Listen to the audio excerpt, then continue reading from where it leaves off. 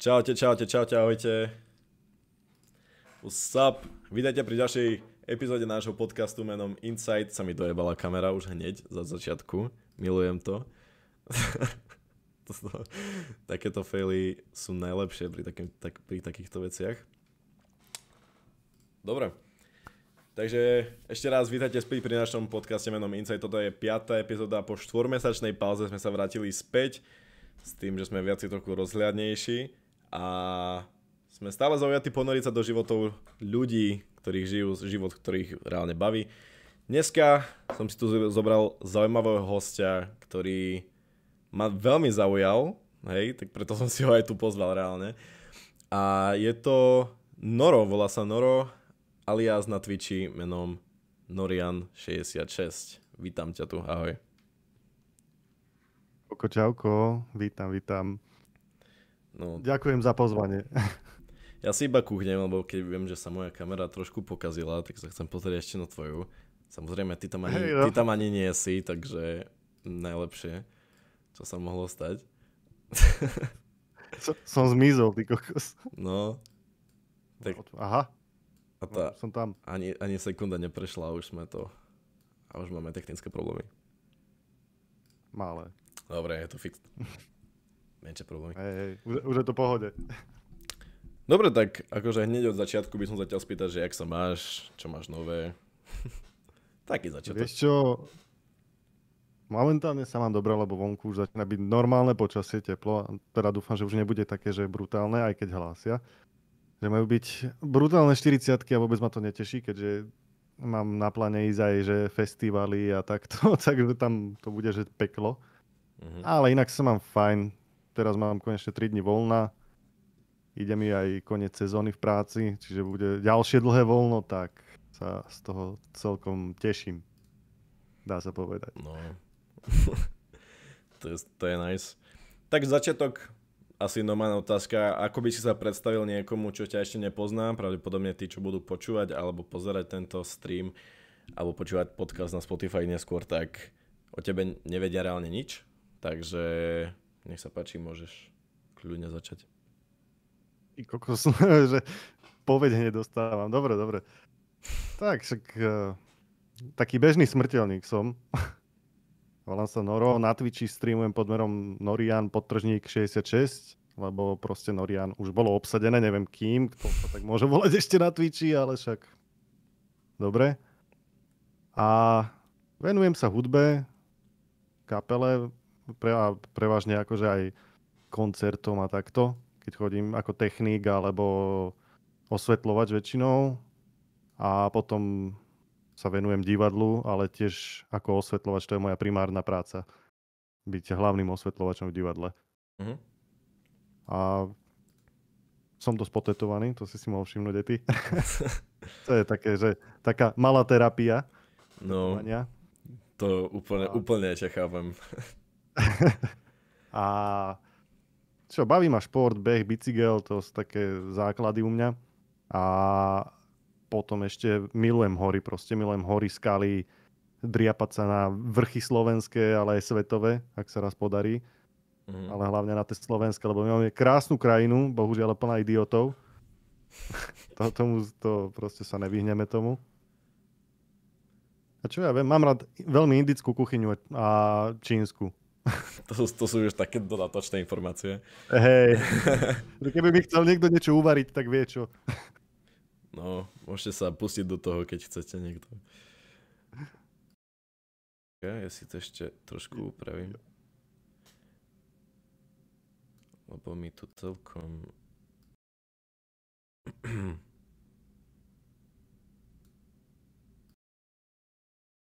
Dobře teda. No, takže toto máme zatiaľ na začiatok, čo sa týka teba. Neviem, či si to spomínal, že odkiaľ pochádzaš? Presnejšie. Pochádzam z Nitry, ale žijem v Bratislave už asi 8 alebo 10 rokov, tak nejak. Tak cca. Akože Nitru stále mám rád, ale človek sa potrebuje presnúť aj do väčšieho miesta na lepšie príležitosti, dá sa povedať. A uvidíme, že či tu ostanem, alebo pôjdem ešte niekam ďalej. Neviem, uvidíme. Uvidíme. Nehávam si budúcnosť otvorenú. OK. Takže toto je hlavne na ten začiatok, čo sa týka akože teba, také základné informácie. Môžeme sa podľa mňa pustiť aj do mojej prvej kategórie, čo sa týka akože teba. A prvá otázka, ktorú by som ti chcel podať je, kedy si prvýkrát uvedomil, že by ťa lákala hudba, čo sa týka kariéry do života? Vieš čo, to bolo už od ranného detstva, dá sa povedať, keďže môj krstný otec vtedy robil, ani neviem, čo to bolo, nejaká firma a on z Nitry často chodieval do Bratislavy a vždy ma brával. A on už, to som mal asi, ja neviem, 6-7 rokov, keď som bol krpec a on už vtedy mi púšťal, že AC/DC, Zeppelinov, dokonca aj Blink 182, čo si on na tom fičal, čo som doteraz nechápem, že jak. A to bolo také prvé takéto vkročenie do toho sveta hudby, kedy som to začal vnímať troška inak, ako proste dnešné deti majú Míra Jaroša a neviem, keď kráľovní. Tak ja už som bol vychovaný proste takýto, že tvrdým rokom, že nech viem proste, čo je realita. A mne sa to vlastne odvtedy páčilo. Potom postupne to tak sa nejak sa mnou stále ťahalo, že som počúval hudbu a neviem čo a stále sa mi to tak páčilo. Až asi v 15, keď kamarádi, teraz už taká akože populárnejšia kapela na Slovensku z Oči v oči, neviem, či poznáš. Počul som o tom, áno. Tak oni vtedy skúšavali ešte tam, kde býva moja mamina, to je blízka dedina pri Nitre, tak oni tam skúšali, oni chodili pozrieť na tie skúšky a takto a mne sa strašne páčilo, že buď hrať na gitare alebo na base. Vieš, že proste to bolo, že ty kokos, ja si to musím kúpiť, že ja sa to nejak naučím. Tak od speváka som kúpil vtedy gitaru. Prvú, to bola značka, že Jolana Galaxis, vtedy to bolo, že 1500 slovenských korún ešte, čo akože bol vtedy neuveriteľný peniaz, to si nevieš predstaviť, keď si mal 200 korún a išiel si v piatok do mesta, tak to si mal, že cigarety plus 3 piva ešte k tomu. Tak to bolo, že 1500 korún to bol úlet. No a vlastne začal som sa učiť na tej prvej rozladenej gitare, lebo ja som nemal ani ladičku, nič, ja som ani nevedel, jak to funguje. Ja som asi prvého pol roka mal úplne, že iné ladenia, jak bežne bývajú. No a potom som si kúpil ďalšiu, vlastne, tú starú som predal, kúpil som si takú, že lepšiu, už to vyzerá, aj s ladičkou, aj všetko. A potom začali, že prvé kapely a rozmýšľanie nad vecami. A vlastne po nejakých rokoch z prvej kapely som odišiel, lebo ma to tam nebavilo. Potom som stretol kamaráda Miša, s ktorým sme založili druhú kapelu, v ktorej sme boli asi 6 rokov spolu a to bolo, že brutál, ale to bolo stále v Nitre. Ja som potom odišiel už do Bratislavy, kde som dlho nemal kapelu a rozmýšľal som, že akou cestou ísť, lebo stále som videl, že plná riť gitaristov a kadekoho je. Tak si hovorím, že aj tak som chcel hrávať na bas gitaru, že tam ma veľmi bavila. Tak som si kúpil basu, začal hrávať a vlastne som tuto s chalanou z Bratislavy, oni mali inzerát, že hľadajú basáka, že skúsim to, tá hudba sa mi páčila. A vlastne odtedy s tými hrávam a koncertujeme a baví ma to celkom. A vlastne s týmto je spojené to, aká je moja práca, že som osvetľovač, že už vlastne od tých ranných takých liet, dá sa povedať, vždy keď som zavrel oči, tak podstatné je, že keď ideš niekam na koncert, tak sú dosť podstatné aj tie svetlá, nie len zvuk, lebo akože si vieš predstaviť, že proste len počuješ zvuk, ale tá šovka je taká, že dobre, a čo z toho vieš, ale keď už máš ten vizuál, že projekcie, svetla, ohne, dymy, všetko možné k tomu, tak už je to potom, ten zážitok je úplne, že 100% naplnený a už od takého vlastne ranného veku som v hlave, keď som si vždy zavrel oči, tak som videl tie vizualizácie, že čo, ako kedy, na ktorú dobu, aký efekt. A potom vlastne, keď som sa dostal do divadla pracovať, čo už akože môžeme premostiť aj na prácu, tak vlastne tam už tie moje predstavy sa dajú tak pomaly pretavovať, akože že do toho reálna. OK. Takže to je jasné, lebo keď veľa ľudí akože chodí na koncerty, tak tiež ich zaujíma, ako ten zvuk bude znieť, hlavne aj efekty. Veľa ľudí chodí aj na ravey kvôli efektom mostly. A ako si sa vôbec dostal ty ku svojej kapele? Bo si hovoril, že ty si hral 4 roky. v jednej kapele, tak či to vieš ešte viac trošku opísať? No, však bola tá prvá kapela, čo som spomínal, to tam bolo, asi rok sme hrali, ale to sa potom rozpadlo. V tej ďalšej kapele to bolo tiež akože tak náhodne, že však Nitra je malé mesto a tak nejak sme sa všetci, že poznáme sa, ale len tak niekedy, že z videnia, vieš, akože, že vieš o tom človeku, že hráva a možno by ste si spolu mohli zahrať a takto. A viem, že som hrával s jedným gitaristom, ktorý poznal basáka, ktorým sme doteraz že veľmi dobrí kamarádi, že rozumieme si po všetkých stránkach, že my sa nevidíme rok, ale potom sme týždeň spolu a to je že úplne úlet. Uh-huh. A s tým som hrával najdlhšie, my sme si úplne sadli. Ale tak to bolo taký projektík, že skôr na skúšobňu, než na koncerty. Vieš, že keď niekto nemá motiváciu, ako keby... Také garážovka. Proste, hej, vieš, že keď nemáš, nie že motiváciu, ale keď nemáš také ambície a ciele, tak budeš doživotne len na skúšobňa v garáži. Že proste sa neposunieš. A to mňa nebaví. Proste ja chcem, človek by mal automaticky sa chcieť posúvať a nie zostávať na mieste. Takže ty si chcel akože tú kapelu vyskúšať na základe dlhodobého takého cieľa, že proste taký sen, čo by si chcel mať a nie, že kvôli nejakému habitu, alebo jak to nazvať. Hej, že aby som mal nejaký status, že hrám v kapele a kedy hráte koncert? No, vieš, to mňa nebaví. Proste, takže kapela to je proste, to máš mať, to je jak rodina. My sme teraz v tejto kapele, my sme ako rodina proste, že ako bratia. My si rozumieme po každej stránke, vieme si vynadať, ale vieme sa aj vylúbiť na mieste, vieš, ako, že to není, že proste, že hrám v kapele a teraz sa tým chválim, ale proste výsledky nie sú žiadne, samozrejme, výsledky musia byť vždy. Či napríklad hráš v kapele, alebo aj streamuješ, alebo čokoľvek, čo robíš, tak by malo mať vždy nejaký výsledok a nie len proste, že idem to urobiť len preto, lebo tam hrám a stále som na skúšobni, alebo tak, vieš, ako... Hej no. Tak je to také. Mal si, keď trošku teraz posunieme sa celkom tak dopredu, čo sa týka časovo, tak mal si už aj teraz nejaké obdobie, kedy by si chcel s tým seknúť napríklad?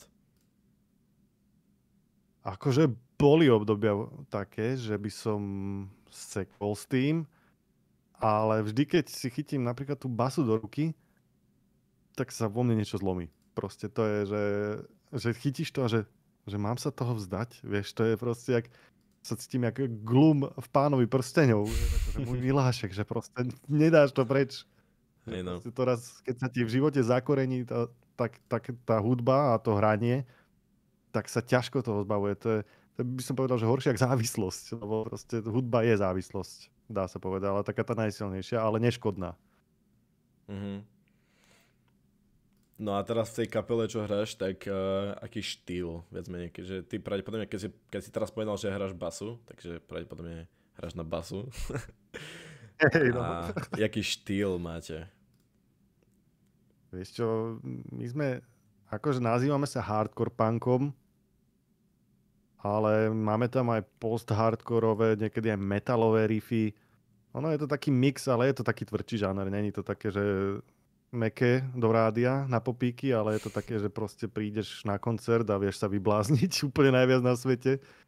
Že taký slovenský Rammstein. To nie, to... Nie? Skôr... Ani neviem, jaká slovenská kapela taká je. To Rammstein, to už máš taký ten industrial metal, či jak to nazvali. Ale neviem, akože najbližšie máme skôr tým zahraničným kapelám, jak je Rise Against, tie ich prvé albumy, alebo aj Foo Fighters, keď mali také ukričané tie prvé albumy, tak niečo na ten štýl, lebo oni tiež vychádzali z hardcore punkových vecí. A čo je taký... vieš čo? Aj Beastie Boys, ale prvý album. Lebo oni začínali ako hardcore punková kapela Beastie Boys. Potom až prešli na ten rap rock a na tieto srandičky, čo robili. To, čo aj tak milujem proste, ale... že niečo také, vieš, že také ukričané, proste nie, že agresívne, ale také, že povedať si svoj názor, ale zároveň si to užívať celé na pódiu. Aj pod pódium. Jasné, hej. A máš aj, keďže hráte v kapele, tak máte tam aj vokalistu normálne? Či? Jasné, my sme, že basa, na basu hrám ja, a sem tam robím vokály, potom máme gitaristu, normálne bubeník a samostatného speváka. lebo to by sa nedalo proste. Vieš, to niekedy proste chceš sa hýbať a nechceš spievať, na to máme speváka. Hej, no. To je taká diplomatická odpoveď, vieš. Hej. A čo sa týka vašej kapely, tak bol si aj... Prišiel si tam akože keď už bola tá kapela založená, alebo si bol tiež jeden z zakladateľov? Vieš čo, oni hrávali už predtým, chalani, a oni hrávali v petici, že boli 2 gitary, basa, spevák, bicie. Potom sa to nejak obmenilo, neviem čo sa stalo, oni sa rozpadli a teraz sa dali dohromady, ale v pôvodnej zostave, lebo oni sa predtým stále tam menili nejak členovia a teraz chalani sa dali, tí traja, čo sa poznali v pôvodnej zostave a ja som sa k ním vlastne pridal. Máte aj niečo napríklad nahraté, že by som si tam našiel, aby som to mohol poslať do chatu? Jasné. Na Spotify, keď si dáš Me Against All, tak tam máš aj náš najnovší single Dark Sky a potom aj tie staršie single, čo chlapci nahrali. Okay. Sú aj na YouTube nejaké videá, ale tak asi všetci radšej kliknú na Spotify, než na YouTube. Jo. Keďže si to môžu pustiť. Ja akurát to pošlám do chatu, aby si to ľudia mohli pozrieť, je to tam.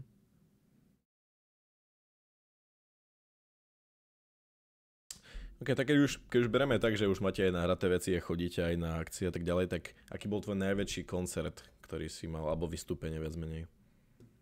Vieš čo, minulý rok sme v Bratislave boli na, čo je Pink Whale, to je taký asi... To je loďka proste, kde sa konajú momentálne teraz najviac akcií všelijakých takýchto, že metalových, punkových aj rapových.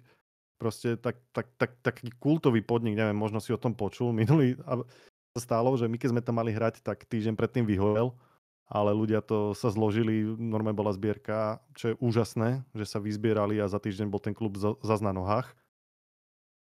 A tam sme hrali s kanadskou kapelou Comeback Kid, ktorá je dosť taká, že legendárna aj v Amerike, aj v Kanade, aj tuto v Európe, v tomto štýle, v tomto hardcore punku. A im sme robili pred kapelu. A to bolo jednak zvukovo, organizačne aj všetko, že chalani boli že úplne super. Že to bol taký iný zážitok, ako keď hráš so slovenskými kapelami. Vieš? Že to zrazu cítiš, že aj boli unavení chalani, však lebo cestovali po celej Európe.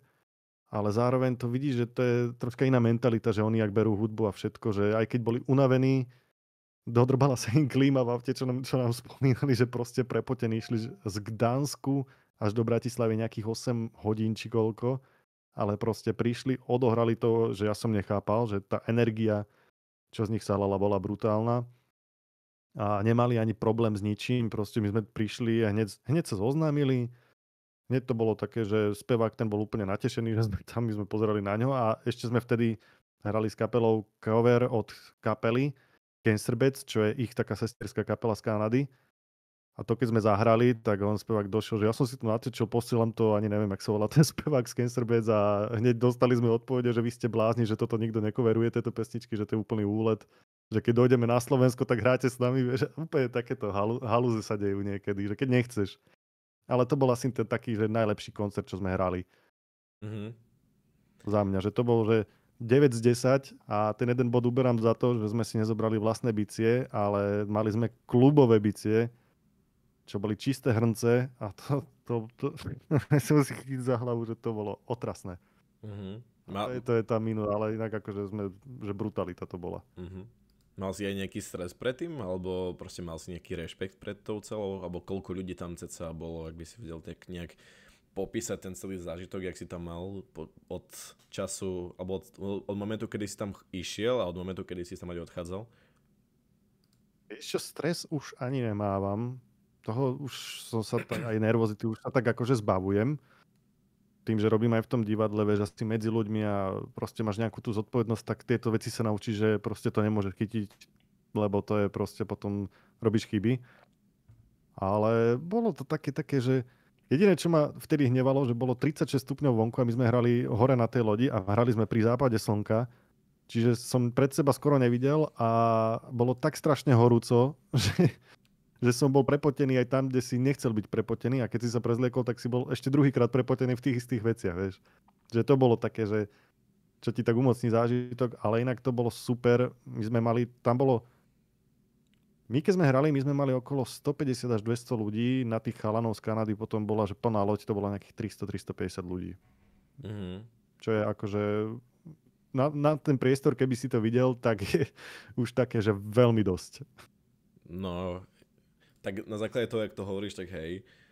Akože aj ja som bol na viacerých koncertoch, takže viem cca, že to môže byť pain. Napríklad teraz, neviem, či si všimol, že Rytmus mal v Košiciach orchester ku svojim pesničkám a to bol strašno. To si predstav veľkú hokejovú halu, jak sa to tam ozývalo všade, to si nevieš ani predstaviť.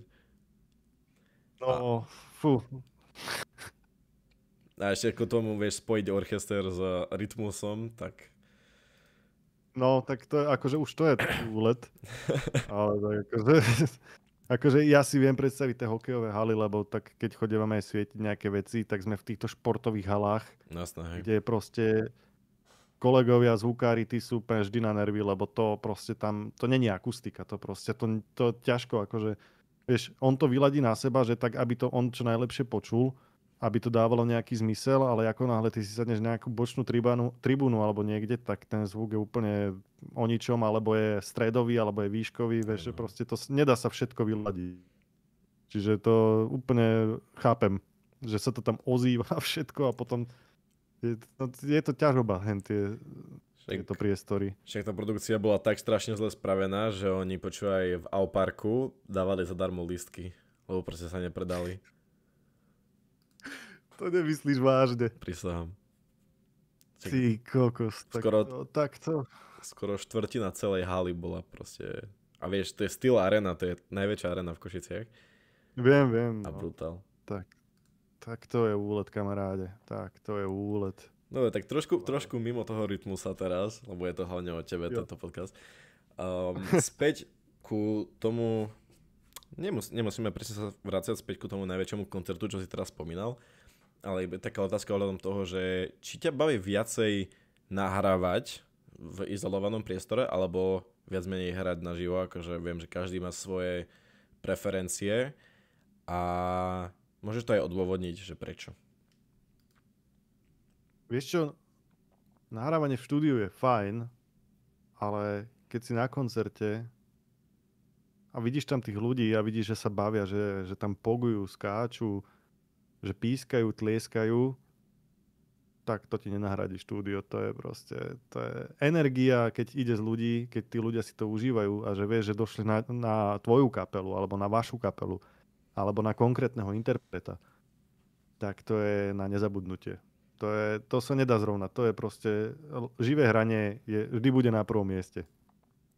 A či už je to, jak sa hovorí, že pre 5 ľudí, ktorí tam prídu kvôli tebe, alebo je tam, že 10 000 ľudí, ktorí prídu kvôli tebe, je to vždy o tom istom, je to nezabudnutelný zážitok. A hlavne je to také prekonávanie tvojej takej tej komfortnej zóny a všetkého, že si to proste vieš užiť. Sú ľudia, ktorým to už akože vadí, čo chápem, že keď proste idú turné 4 roky v kuse a nemá proste čas na seba, tak jasné, že takí ľudia veľakrát majú, alebo interpreti veľakrát majú aj svoje také osobnostné problémy, však to vidíme niekedy v správe, že neviem čo, že psychicky sa zrútila, alebo neviem čo sa ide liečiť. Ja sa tomu nečudujem, akože keď to máš robiť, že 4 roky v kuse, že nemáš kvázi taký ten svoj osobný život, takú tú osobnú zónu, tak vieš, to sú také, že úniky z reality. Ale aj tak by som to nevymenil za štúdio do živé hranie, lebo živé hranie je topka. Tak ti poviem. Že to je jasné. Viem, že poznám pár ľudí, čo aj hovorili v interviách, že by radšej ho nahrávali o samote, že proste, lebo niekedy pri tých väčších koncertoch niekedy ťa ľudia vedia aj prehlúčiť, že nepočuješ sám seba reálne. Ale... No?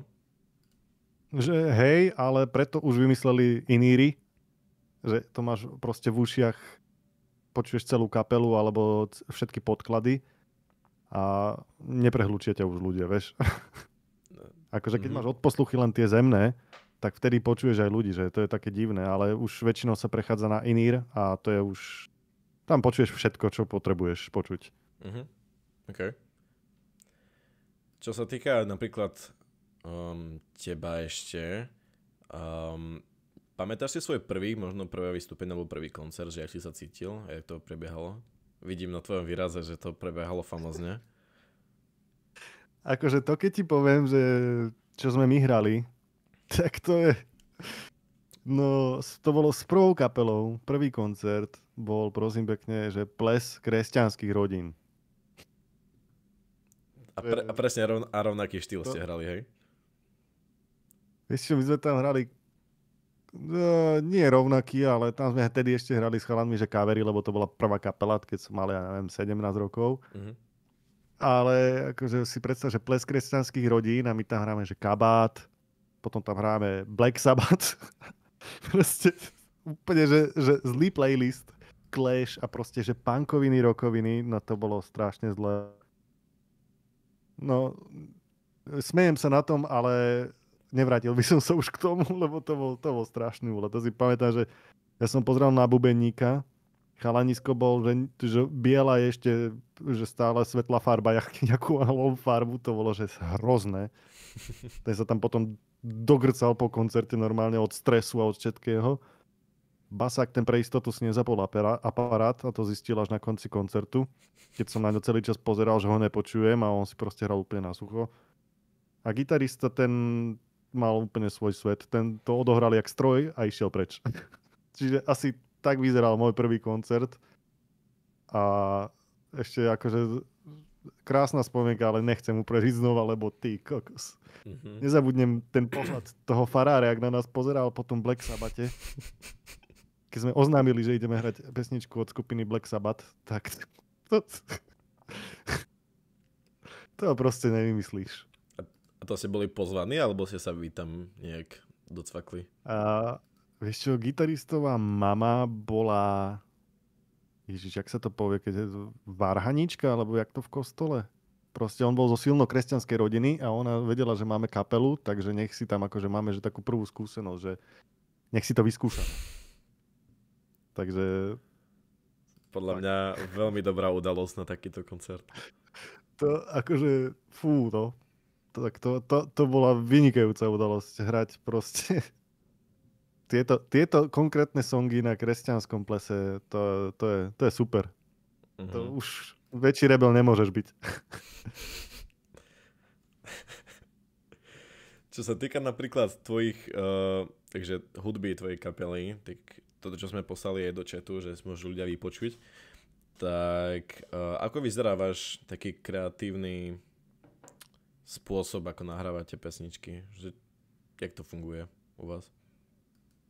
Vieš čo, však na skúšobni najprv zložíme, že spevák je taká, že hlava kapely, že on vždy donesie nejaký nápad, však akože aj my máme nápady, ale tak potom to vždy nejak aj tie naše spojíme do jedného a vlastne budujeme to postupne, že čo je začiatok, čo sú slohy, čo je refrén, čo je breakdown a bridge a ako to ukončiť a potom vlastne, keď ideš do štúdia, tak je to troška iný proces, že najprv sa nahrávajú bicie prvé. Že nahrá sa podkladová gitara, ktorú púšťaš bubeníkovi a on nahráva bicie.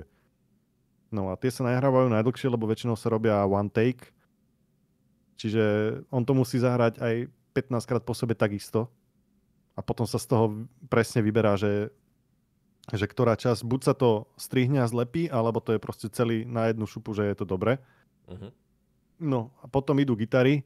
Len to není tak, že keď napríklad, že štvorčlenná kapela a máme jednu gitaru, tak sa nahrá iba jedna gitara. To tak není. My sme nahrávali v tej najnovšej nahrávke, je 8 stôp gitary, na každú stranu sú 4, pod seba podložené na vždy inom aparáte. A je tam aj čistá, aj skreslená, proste je toho mŕte veľa. My sme mali okolo 88 stôp z nástrojov, čo sa ti v konečnom výsledku nezdá, ale tam máš aj niekoľkokrát spev nahratý v inej tónine a všetko toto. Uh-huh. A vlastne spev po gitarách ide basa, ktorú nahráš že veľmi rýchlo, keď si šikovný basák, keď už to máš v hlave a hlavne keď už sedíš 2 dní v štúdiu, tak proste tú pesničku musíš vedieť aj odzadu aj o polnoci, keď ťa niekto zobudí, lebo už to počuješ toľkokrát, že už sa tam nemáš na čom nachytať. A potom sa idú nahrávať spevy a vokály. Ale tak je to taký, že keď si dávaš na pesničke záležať, tak nahrávaš to aj 2 dní v kuse, alebo aj 2,5 dňa. Podľa toho, že podľa dĺžky a podľa toho, že koľko kokotín ťa v hlave... Môžem nadávať, nie? Jasne, kľudne. Dobre. Že koľko kokotín ťa v hlave napadne, ako to, že vylepšiť, po prípade, že zhoršiť úplne a potom si znova spomenieš, že to chceš inak a zas inak a zas inak a v tomto kolotočí sa točíš a to je najhoršie, čo môžeš. Že najlepší proces podľa mňa je taký, že ideš striktne len s tými vecami, ktoré chceš nahrať, nahráš, zmixuješ a ideš preč. Aká je taká tvoja spolupráca? Hlavne, dobre, nie možno s tvojou kapelou, ale s inými kapelami, s DJmi, s producentmi, alebo či máš nejaké viac menej skúsenosti s nimi? Jak myslíš teraz, že akože, jak spolupráca? Tak proste, že jak to prebieha, že či si bol spokojný stále, alebo či sa tam stále ukázali nejaké proste negatívne veci, ktoré sa ti nepáčili na nich. Alebo ako vyzerá proste spolupráca s takými ľuďmi, s ktorými si nikdy v živote nepracoval napríklad, alebo ideš proste, dajme tomu, že, bo pamätám si mi hovoril, že nejaký zvukári na nejakom evente, že to bolo strašné. Tak proste takéto myslím spolupráce. Je aj takto, no, tak akože, jak sa hovorí, že nebudem si páliť do vlastných radov, ale už som tak nejak rozmaznaný aj z práce, kde máme profi zvukárov a potom niekedy prídeš do klubu alebo na akciu a zvukár sa tam, alebo osvetľovač tvári, jak majster sveta a ty vieš, že to robí zle, lebo to poznáš za tie roky dlhé, vieš, že už proste máš, že vidíš, jak robíš, že vycestuješ aj do sveta a vieš, jak sa robí tam a jak sa robí tam. A keď vieš, že vidíš na ňom, že nevie, čo robí, tak väčšinou to je dosť veľký fuck up a není sú to dobré skúsenosti. Väčšinou preto si kapely nosia aj že svojich zvukárov, aj svetličov a takto, lebo ten človek presne vie, že čo má tomu danému, alebo tej danej kapele, alebo tomu danému DJ-ovi, že čo ako má vyzerať, vieš, lebo ho proste pozná. Len na Slovensku to funguje tak, že väčšinou máš len domáceho zvukára, ktorý nepozná tú kapelu, ktorý proste to nazvučí a vybavené. Vieš, akože to je ťažko, no. Ale nechcem strieľať do vlastných radov ani do nikoho, takže sú zlé akcie, sú dobré akcie. Tak to je poviem. Taký objektívny názor. Diplomaticky povedal. Diplomaticky, no. Nechcem zasahovať do veci, lebo sa to môže otočiť proti mne niekedy a potom mi to dajú vyžrať tí hajzli. Čo sa týka napríklad tých eventov, tak mal si taký najväčší fail, ktorý sa stal, že ti to dokazil úplne celý proces eventu? Ježišmária, no. To sme chodili Queen show, čo sme mali, akože podsta legende Freddie Mercurymu a kapele Queen. A promotéri akože boli skvelí, že to bolo, že my sme mali vždy ubytovanie aj stravu, jak Rolling Stones, čo chodili sme po Slovensku. Ale potom sme prišli do jedného priestoru, ja neviem, či to chcem ani menovať. Nemusíš. Je to z môjho rodného mesta a robia sa tam stúškové. A viem, že je tam, že my sme mali mať stage 8 metrov.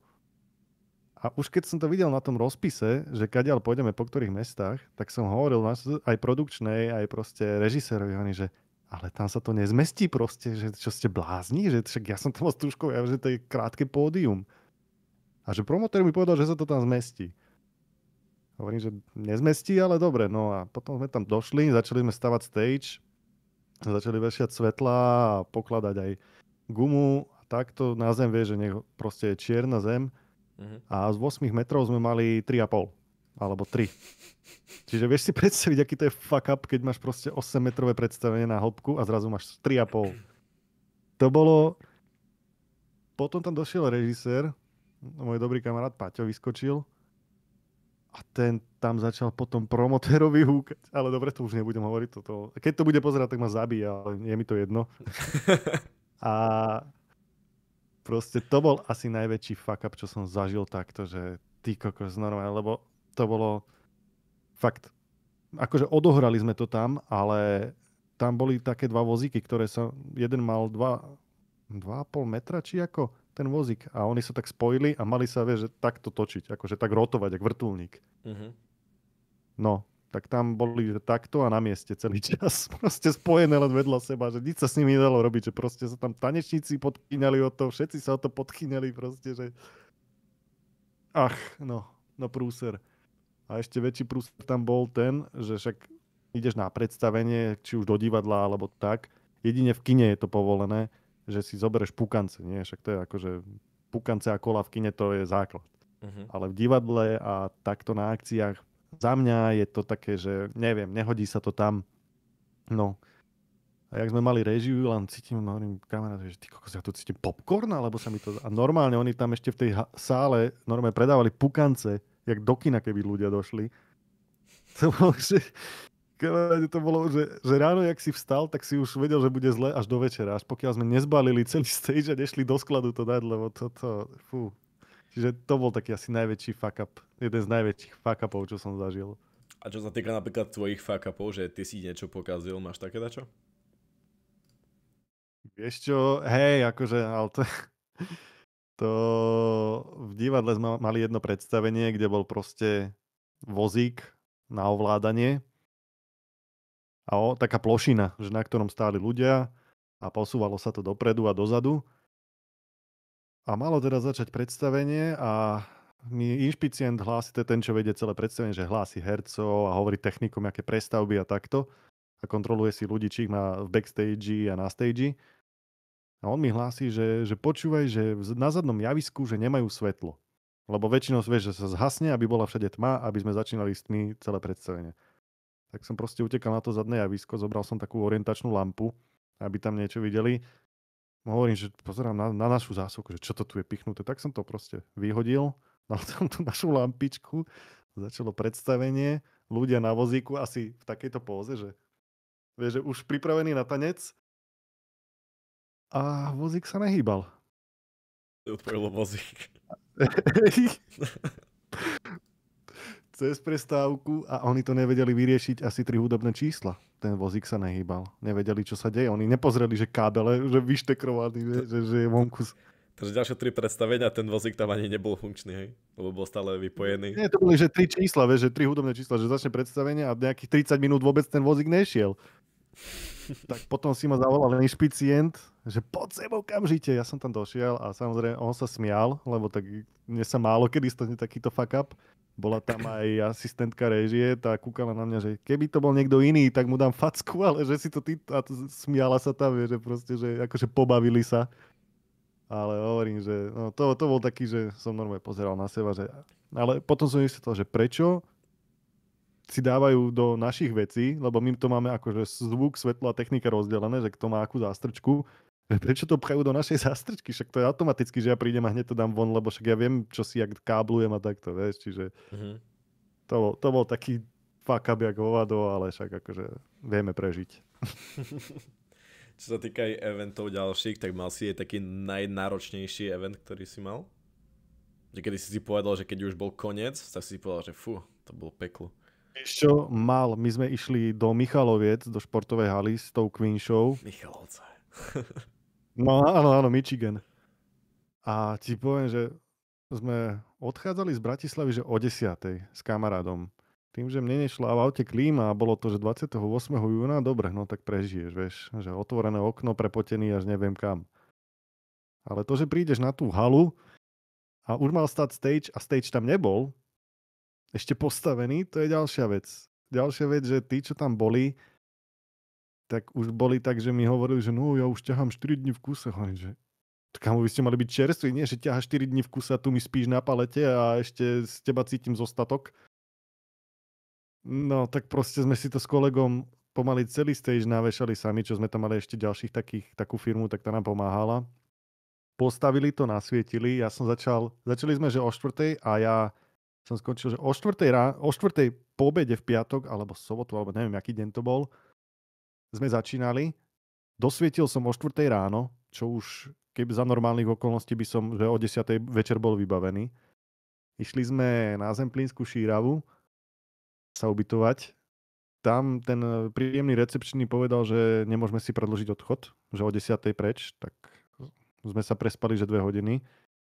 Išli na raňajky, o 10:00 sme sa vrátili proste na sálu, kde som pokračoval ešte so svietením aj so všetkými vecami, čo ešte mali byť. A potom bola skúška, potom ešte zvukára prepotilo, lebo ani zvukárovi nenachystali veci, proste ten už to že pod jednou pazuchou mal Grónsko, pod druhou Afriku. chudák, a ešte aj meškal, lebo proste cesty zlé. No, odrobili sme to, naložili a išli naspäť do Bratislavy a ja som spal vtedy asi že 3 hodiny.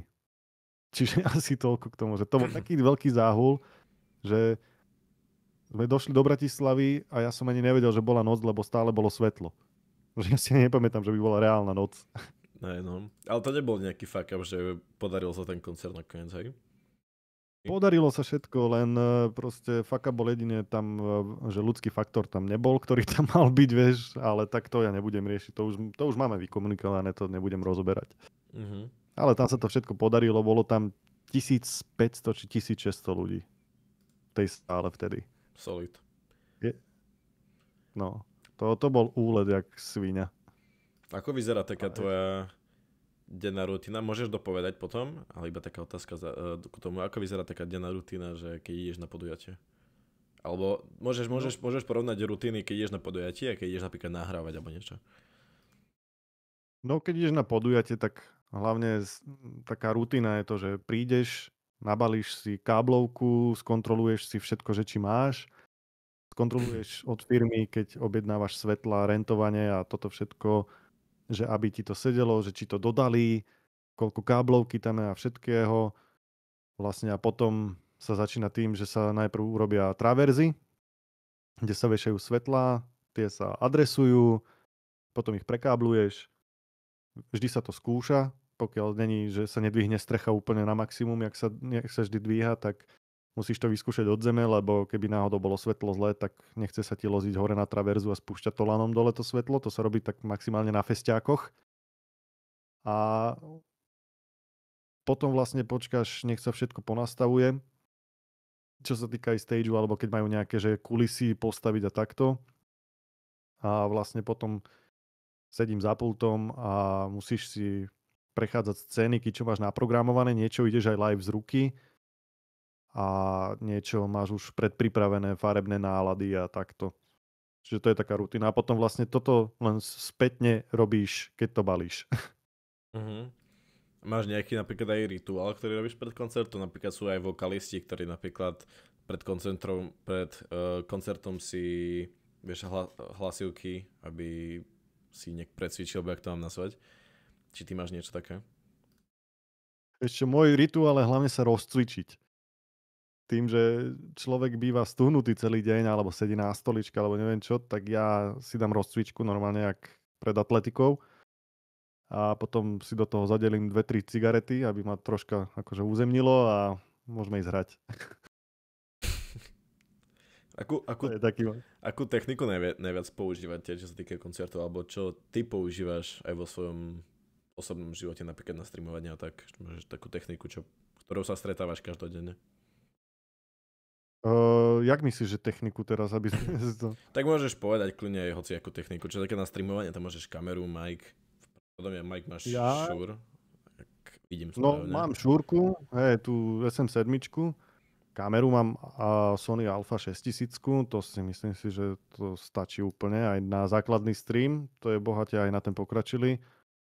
A potom tu mám jeden ring light, taký záleží, čo som kúpil, ktorý už je dosť rozmrdaný, ale aspoň funguje. A normálne 3 monitory mám, aby som proste mal prehľad o všetkom. Že vieš, na jednom, keď chcem vidieť aj nejaký live stream, tak si ho pustím na jednom, na ďalšom mám OBS-ko a na ďalšom mám aj Discord a primárne používam na hranie. A čo sa týka hudby, tak tam by som vedel povedať, že len nástroje, aké používam a cez aký aparát hrám, že proste používam Fender bass gitary, lebo proste je to moja obľúbená značka. A aparát Orange, čo je tiež moja obľúbená značka, takže a do toho máš všelijaké basgitarové efekty a takéto srandy, ktoré tiež tak akože prikrašľujú zvuk k lepšiemu. Lebo samostatne ten aparát akože není zlý, ale keď si potrpíš trocha na zvuk, ktorý má vychádzať a charakterizovať tvoju osobnosť, tak musíš ešte prikúpiť nejaké veci, ale ono to potom stojí za to. Mhm. Ale to vieš ty reálne predstaviť, že by si sa tomuto venoval, že skoro celý život, alebo to je také, že teraz máš také obdobie, alebo...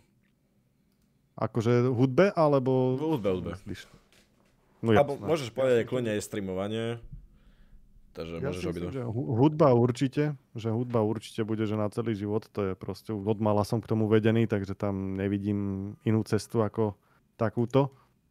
Lebo proste tak, keď raz máš rád hudbu, máš rád kapely, pesničky, interpretov a všetko, máš rád koncerty, že chodíš aj na tie openery, na festivály alebo aj na tie klubové koncerty, tak to bude s tebou sa viesť celý život, dá sa povedať. A streamovaniu, no však ja som začal kedy? V októbri som mal prvý stream, sa mi zdá. Neviem, asi tak nejak. A tak postupne, pomaly. Potom som asi 2 týždne nemal, potom mesiac nebol stream a takto. A som si tak povedal, že ty kokos, že teraz mám aj viac času aj všetkého, že keď to zapnem na 2 hodinky každý deň, uvidíme, kam to povedie. Akože toto mám zatiaľ ako hobby, dá sa povedať. Mhm. Že keď, vieš, že hráš niečo, ale ja to skôr beriem, že keď hrám, napríklad aj teraz mám rozohratú Far Cry, ktorú som prešiel milión x krát, ale proste mám to ako podmaz a keď niekto sa pripojí do chatu a takto, alebo vieš, že komunikuješ s tým a je to také, že tak inak ti aj ubieha ten čas, lebo nie vždy chceš byť, teda ja to tak mám, lebo ja som taký, že introvert, že nie vždy chceš byť medzi ľuďmi. Že takto to máš aspoň, že si vo svojej komfortnej zóne doma, vieš si pokecať s ľuďmi, vieš sa zabaviť, vieš chytiť nervy riadne, rozdrbať monitor, ale to sa mi ešte nestalo, chvala Bohu. Ale je to také, že skôr také, že hobby, také vyplňanie času zatiaľ, vieš, ako. Okay. Sa môžem vrátiť naspäť akože ku backstageu a tvojim skúsenostiam. Tak máš nejaký silný zážitok zo zákulisia koncertov alebo festivalov, čo ti akože sa ti nejak uložil v pamäti nonstop? Vieš čo, akože je toho viacej, lebo tak akože tie backstage, ono to má svoje čaro. To si nebudeme klamať, že väčšinou ani ti neviem povedať, akože to sú také, že je strašne veľa zážitkov, na niektoré vypustíš hneď, niektoré si zapamätáš, ale nemám, by som povedal, že ja až taký, že by to stálo, že za zmienku a takto. Väčšinou je to také, že napríklad bože, sa mi pletie jazyk, po premiére v divadle je to dosť silné, keď sa odpremieruje, hneď prvá premiéra, tak proste ideš dozadu a s režisérom a so všetkými a s hlavnými postavami si proste podáte ruky, objmete sa, že tie mesiace toho skúšania sú akože tam, kde majú byť. Že proste je to také, že nie nadarmo si to robil celé, keď máš proste odozvu od tých ľudí, že to je super a že to vidia a že proste všetko, čo sme stávali celé tie mesiace, ten krík, proste slzy, plač, nervy, radosť, že všetko to sa zhromadí v 5 minútach v backstage po premiére. Takže Je to krásne zažiť. Teda skôr také kamarátske zažitky máš, že proste emócie, že po nejakom náročnom predstavení. Áno, áno. Že keď sa navzájom podržíme všetci, vieš, to je to podstatné, že keď sa vieme podržať navzájom medzi sebou a nie proste len nahúkať. Že keď vieš, že niečo je zlé a vieš to nejak pomôcť tomu človeku, alebo neviem čo, tak je to 100-krát lepšie, ako keď proste sa tam pohádame, lebo aj to sa stáva, že sa proste pohádame a takto, ale tak to je tak vždy, vieš, to je také, že taká rýchla hádka to volám, taká talianska, že sa pohádaš a za 2 minúty už ani nevieš, že ste sa pohádali a fungujete úplne normálne, vieš. Tak keď sa môžem tak spýtať, že čo sa týka ľudí za oponou, hej, keď napríklad ty máš vystúpenie, dajme tomu, myslíš, že títo ľudia, ako napríklad osvetľovači, režiséri a ostatní, čo riadia ten koncert alebo to predstavenie, myslíš, že sú veľmi podceňovaní, že by sa malo viacej dbať na kvalitu tej roboty a tak? Vieš čo, ja to beriem takto, že podľa toho, kto má akú víziu. Ak má režisér, osvetľovač, zvukár, herci a technici tú istú víziu, tak to predstavenie alebo ten koncert bude proste, že odjebe ti dekel. Ale keď je len niekto taký, že chcem na niečom zarobiť a je to takéto slovenské, že len aby nejak bolo, tak potom to vyzerá tak, jak to vyzerá na 90% kultúre slovenskej. Toľko k tomu asi poviem. Vieš, Čo sa týka napríklad že... tvojej roboty, môžeš kľudne dopovedať? Sa potom spýtam. Nie, pýtaj sa, kľudne. Tak čo sa týka tvojej roboty, tak čo by si odkázal mladým ľuďom napríklad, čo budú počúvať tento podcast a napríklad by chceli sa dostať do tejto sféry, že osvetľovač a také, tak čo by si im tak odkázal možno? Že určite choďte do toho, nepodceňujte to. Raz som počul od jednej takej známej, lebo sa ma pýtala, že čo robím, on že osvetľovač a ona, že to ale není špinavá robota? A ja tak na ňu pozerám, že v čom je špinavá? Prídeš, máš posilku, lebo vieš svetla. Potom si umelcom, lebo maluješ tým svetlom na stage alebo pre ľudí. Si súčasť daného vystúpenia a proste strašne veľa faktorov. To, že musíš vedieť, čo to obnáša, tie svetlá, lebo každé svetlo sa chová inak. Každý pult svetelný je iný systém, iný syntax. To sa dá naštudovať, to není problém. Len proste treba mať ten zápal a keď má niekto predstavu, nejakú vizualizáciu v hlave, že ak si predstavuje, že by to chcel robiť, ako by to malo vyzerať, celý napríklad, že koncert alebo predstavenie, tak určite nech idú do toho. Nech sa ľudia neboja, nech idú, keď tak študovať svetelný dizajn, neviem, či sa to na Slovensku, myslím, že v Čechách najbližšie. A nech idú do toho, lebo poznám svetových svetelných dizajnérov a zarábajú, no poviem to tak, že vie si človek zarobiť osvetľovačom viac, no lepší peniaz, než ponúka, že slovenský priemer. A keď už si svetelný dizajner, že už aj chodíš po svete a takto, tak ani ten najväčší podnikateľ toľko nezarába, jak on. Tak ti poviem, že je to aj zvukár, aj svetelný dizajn, aj čo sú proste projekcie, čo robia tieto záležitosti, vizualizácie, sú to veľmi dobre platené roboty. Akože to je jedna vec, že je to platené, ale druhá vec, že si kreatívny. Stále máš niečo nové, vieš. Že nejdeš, že proste niekomu stačí ísť, že na 8 hodín do práce a robiť to isté. Tuto prídeš na 8 hodín do práce, ale nerobíš to isté, lebo proste vieš popustiť úzdu tej fantázii a môžeš vyrobiť niečo krásne. Pre ľudí, ktorým sa to bude páčiť, alebo sa to nebude páčiť, to už uvidíš na tej odozve. Keď sa to nebude páčiť, vieš to premeniť, vymeniť, vieš to upraviť. Proste vždy sa dá niečo pekné z toho urobiť a vlastne je to, ja to volám, že to je skôr taká hypisacká robota, akože narobíš sa pri nej. Akože áno, je to dlhé, že niekedy robíš 12-16 hodín, ale potom máš aj týždeň voľna, lebo si za tých 16 hodín zarobil, jak niekto, kto robí celý mesiac, vieš. Čiže je tam aj tá finančná stránka a je tam aj to, že sranda je v backstageoch veľakrát a proste všetky tieto faktory. No, len akože ja som aj pri pohovoroch, keď prijímame niekoho a takto. A to je, niekedy mi je smutno z toho, no, že proste človek si hneď myslí, že nastúpim a hneď mi dajte 2000 eur.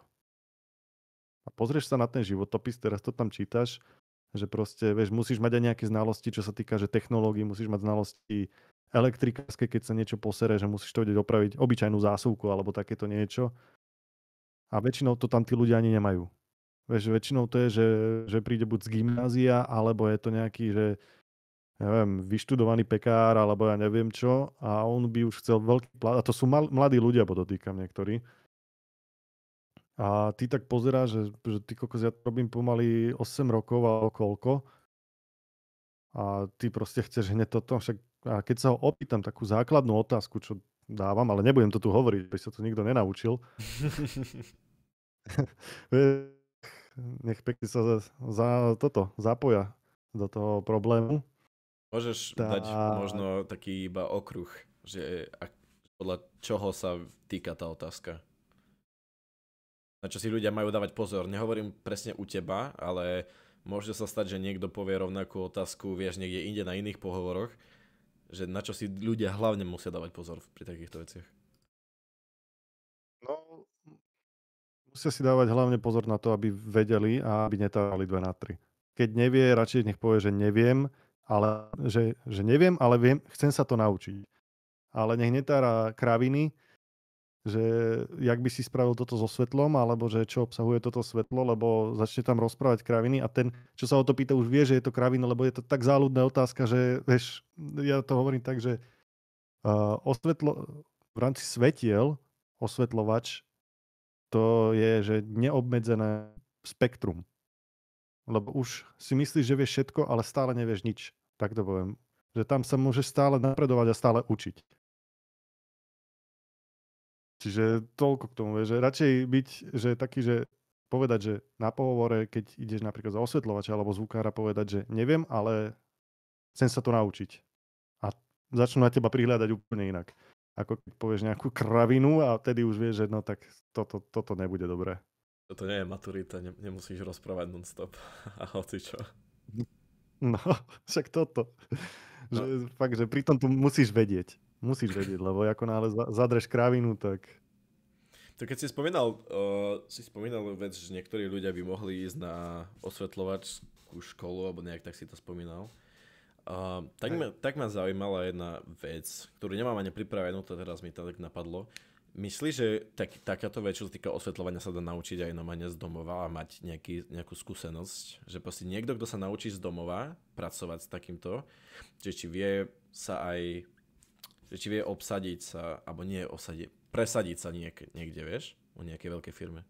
Samozrejme, však ani ja som není študovaný osvetľovač, ja som tiež do divadla nastúpil s malou dušou, ale tak vždy ma bavilo to programovanie a že mám v hlave tú vizualizáciu, že jak si predstavím, aby to vyzeralo. Ale jasné, že sa dá aj doma to naučiť. Už v dnešnej dobe sú všelijaké programy a ešte aj dokonca, keď si otvoríš AIčko, tak ešte to ti pomôže v tom.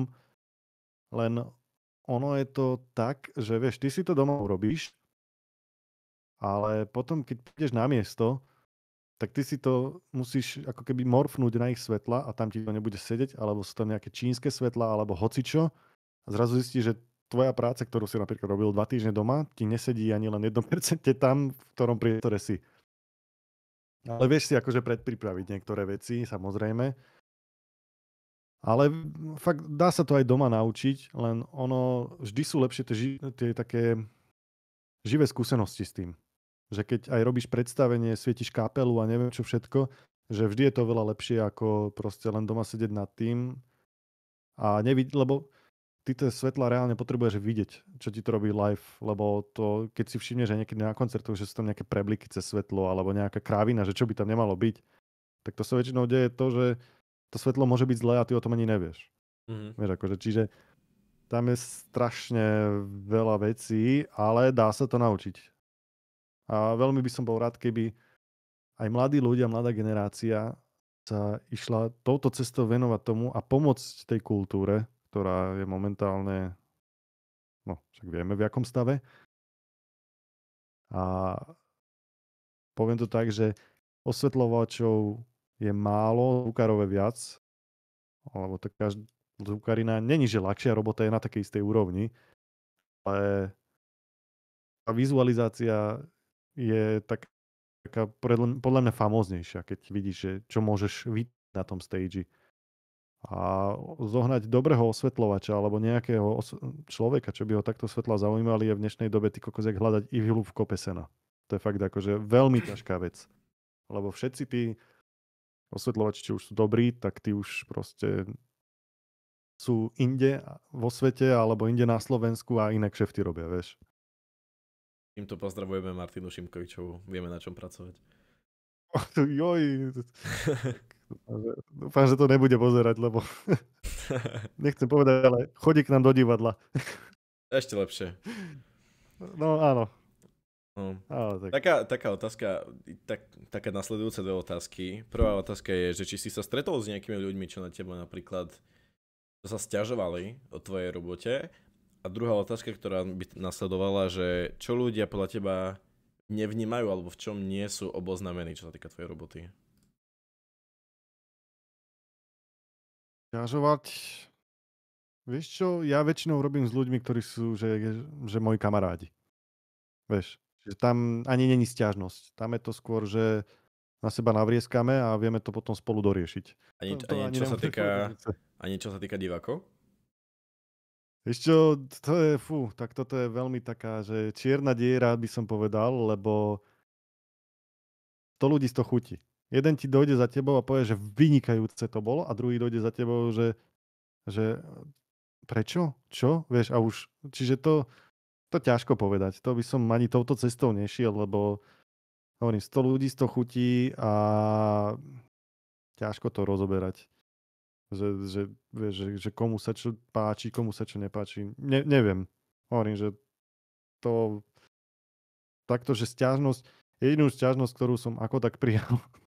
Prijal. Aj to bola, no ale to bola naša krávina, že sme mali rozložené svetlá aj na zemi a nevšimli sme si, že to svieti do divákov, čiže jak sme mali koncert v divadle, tak proste dostávala tetula plnú palbu od svetla. Tak došla sťažnosť, že nevidela z koncertu ani prd a chuďa sa nemohla ani nikam posunúť, lebo tam mala kúpený lístok. Hej. Čiže to bola taká, že... Ale inak hovorím, že väčšinou takto medzi sebou sťažnosti, to si väčšinou vieme povedať.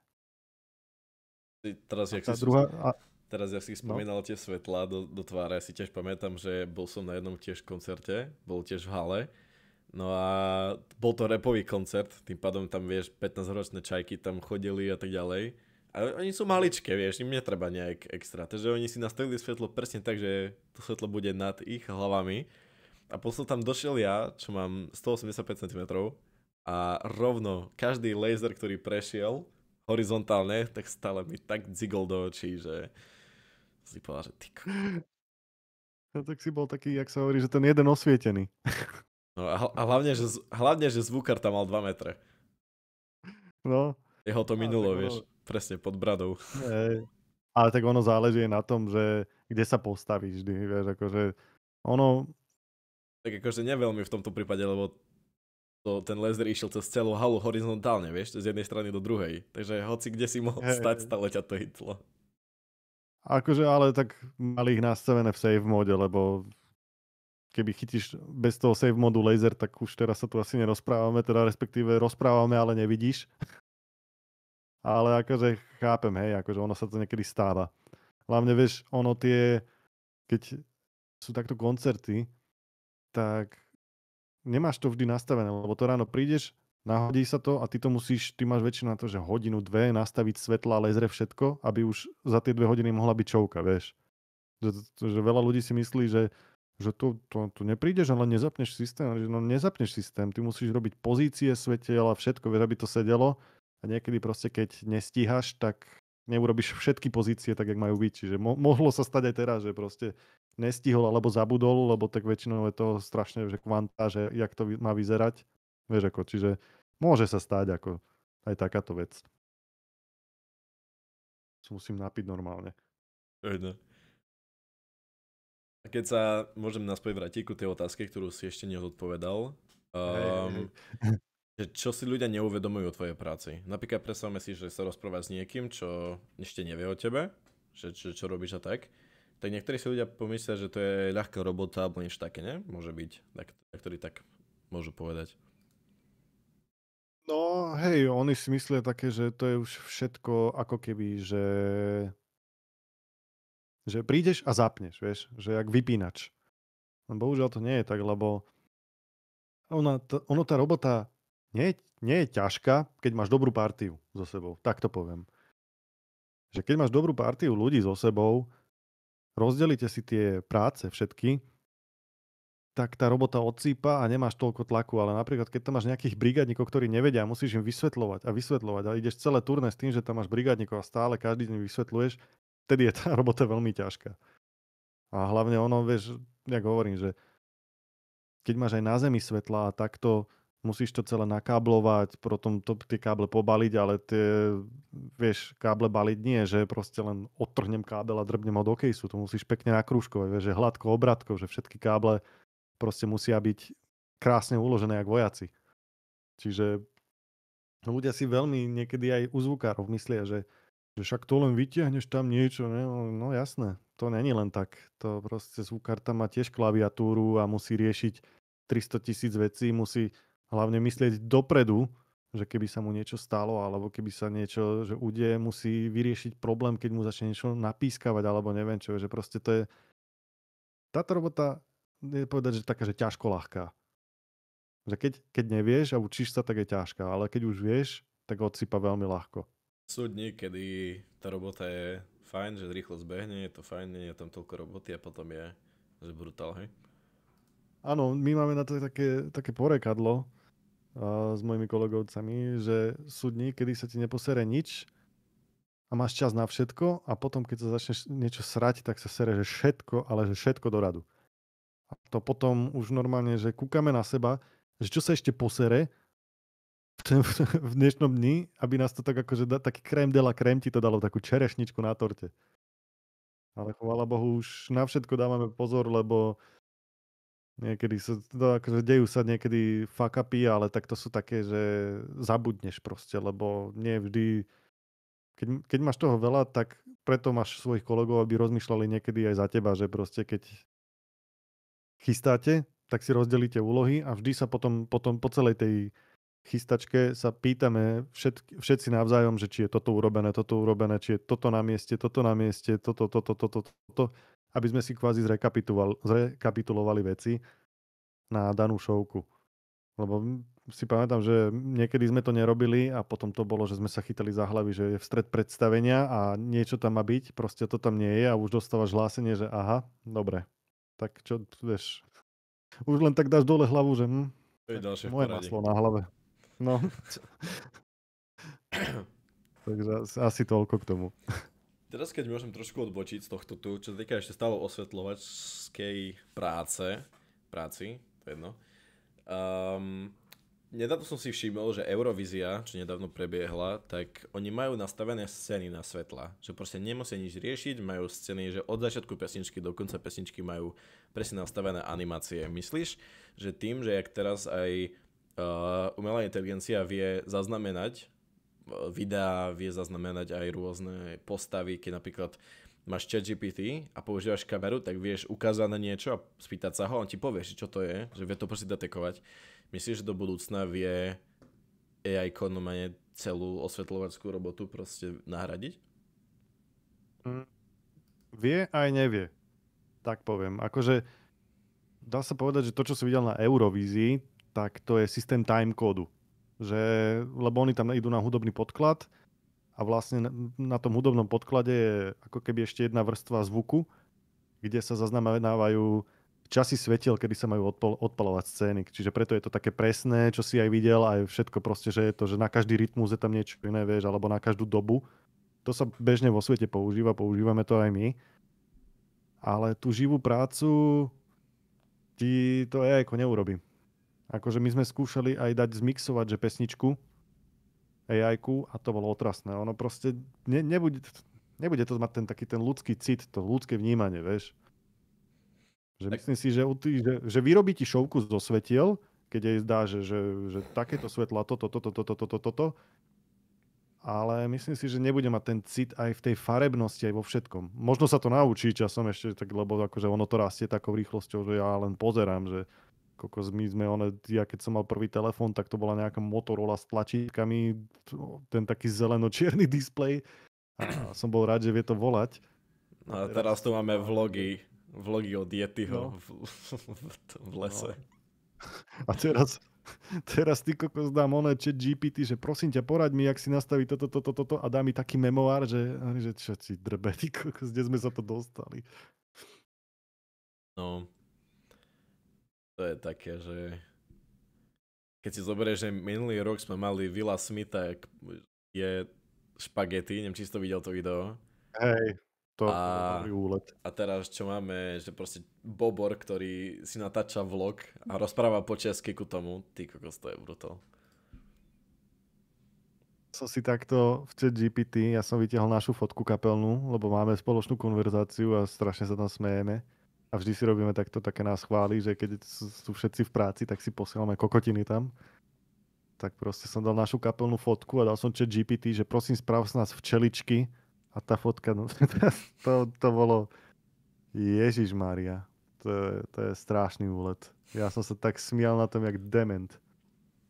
Proste ono už teraz urobí, že zo všetkého všetko. Čo tomu zadáš, tak vie to spraviť, alebo ti vie poradiť, alebo neviem čo.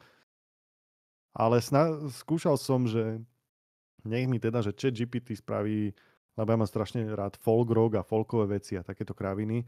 Nie len tie tvrdé, ale aj také tú Ameriku, vieš, také tie krásne veci.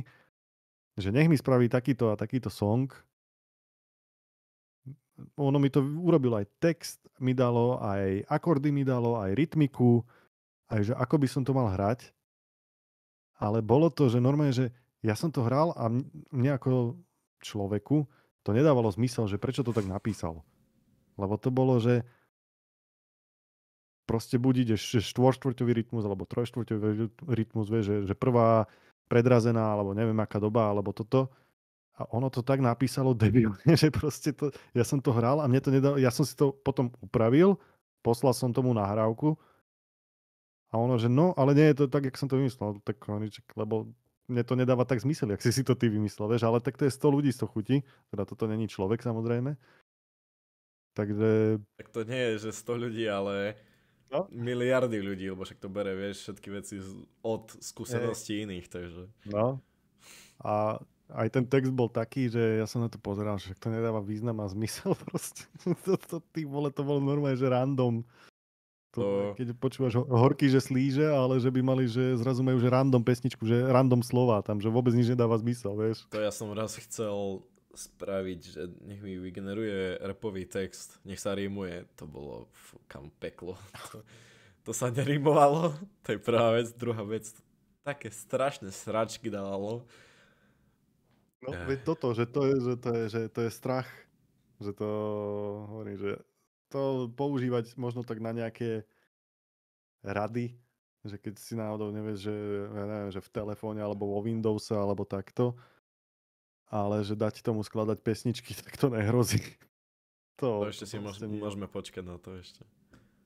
No ja si myslím, že tak, ale myslím, že tak 2 roky a už budeme tak strašne v piči, že... Ja našťastie dávam stále do chatu GPT, že prosím a ďakujem, aby ma potom nezabili roboti. Tak ja som tiež dával také, že ahoj, že správ mi toto a teraz už to dávam, že do piči, rýchlo mi to napíš. Tak počkaj, ja som mal jednu takú chvíľku, že ja som napísal chatu GPT, že opíš môj vzťah ku tebe. A začal hovoriť, že ja som proste jak šéf, ktorý je najebaný a dojde do roboty, že správ mi toto hneď, teraz to potrebujem. Tak som sa cítil zle, som mu povedal, že prepáč. Ježišmária. Tak to ja nechcem vedieť, čo mne to vypluje. To bude... môžeš vyskúšať potom. No, dám ti vedieť, potom ti poviem. Dobre, tak toto máme, čo sa týka tvojej roboty. Môžeme dávať tie posledné otázky. Si máme reálne 3/4 už prebratu. Čo sa týka hudby, aký je tvoj najväčší vzor, čo sa týka hudby? Že či máš nejakú kapelu, s ktorou sa inšpiruješ, alebo... Vieš čo? Asi najväčšia moja kapela, a tu mám aj ich album vytetovaný na hrudi, jeden. Ukáž. Je pre mňa tak... Ale nie. Pozri. Je taký, že aj vzor, a sú obdobia, kedy ich nepočúvam, kedy ich počúvam, že je veľmi veľa. Včera vydali novú pesničku, ktorá je zase Brutal Banger za mňa. Volajú sa Biffy Clyro. To sú takí tráškoti. A od nich pesnička napríklad Mountains mi v roku 2007, 2008, tak vydali ten album. Ja som mu počul vtedy na MTV a ona mi, dá sa povedať, že zmenila dosť život. Pohľadu vnímania hudby, ale aj textov, aj všetkého toho, čo sa k tomu deje. Takže som povedal, že Biffy Clyro je moja taká, že top kapela, ktorou sa inšpirujem, ale samozrejme ja som človek, že nemám, že len top 1, ale na tej top jednotke sú asi ďalších 7 kapiel, ktoré počúvam. Jak sú aj napríklad, čo budú teraz Queens of the Stone Age na pohode, alebo sú Rage Against, Nirvana a proste takéto aj Zeppelin, sú tam aj Blink je tam, vieš, že proste taká zmes hudby, že není to len, že jeden žáner ten rokový, ale je to proste zmeska. Vieš, aj Beastie Boys sú tam napríklad, čo si niekto povie, že ty počúvaš Beastie Boys, no, že áno, počúvam Beastie Boys, lebo ich milujem proste, oni robia tú hudbu, jak robili, tak urobili, že dokonale pre mňa. Že mne to úplne sedí ten žáner. To je nice.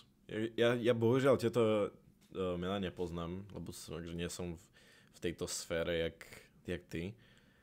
Ale čo sa týka Však napríklad jasné, tejto hudby a tvojho štýlu, tak aký máš názor na československú hudbu tohto štýlu? Že či je to veľmi zlé, alebo že či je to fajn?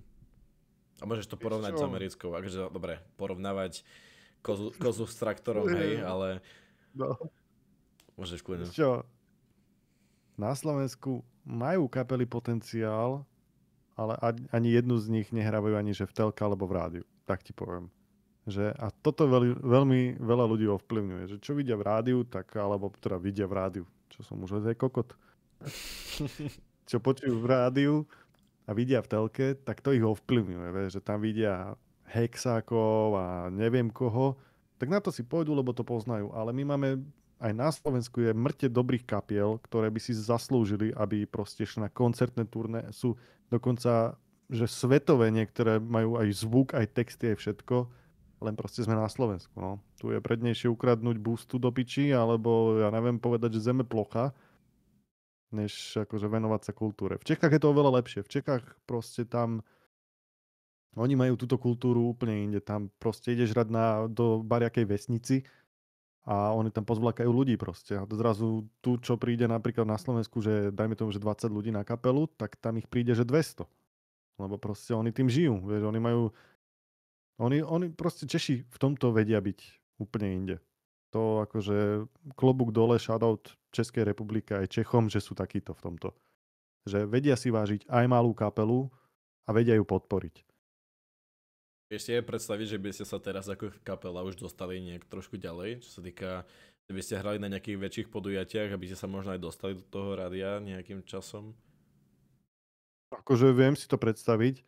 Hlavne si viem predstaviť ísť napríklad hrať do Španielska alebo Talianska, lebo napríklad tam tento náš štýl hardcore punkový, tak tam to fičí úplne, že brutálne. Teraz aj čo sme hrali s tou kapelou, čo som ti spomínal, ten comeback kit, že bolo tu na nich nejakých tých 350 ľudí, tak hrali asi 2 týždne dozadu alebo 3 v Barcelone na takom námestí a tam bolo, že 7 000 ľudí. Tam tí Španieli proste, oni si idú. Tak dokonca aj možno si zachytil nejakú takú kapelu, že Turnstile sa volajú. Oni teraz vyleteli, že úplne hore. A oni mali v Barcelone, oni hrali pod diaľnicou, čo nechápem, alebo pod čím to hrali. Tam mali vyše 15 000 ľudí, či koľko? Tiež proste. Čiže dá sa, len hovorím, že na Slovensku musíš mať aj kontaktov strašne veľa na Slovensku, aby si sa dostal niekam na festiak hrať, alebo na nejakú takú väčšiu akciu.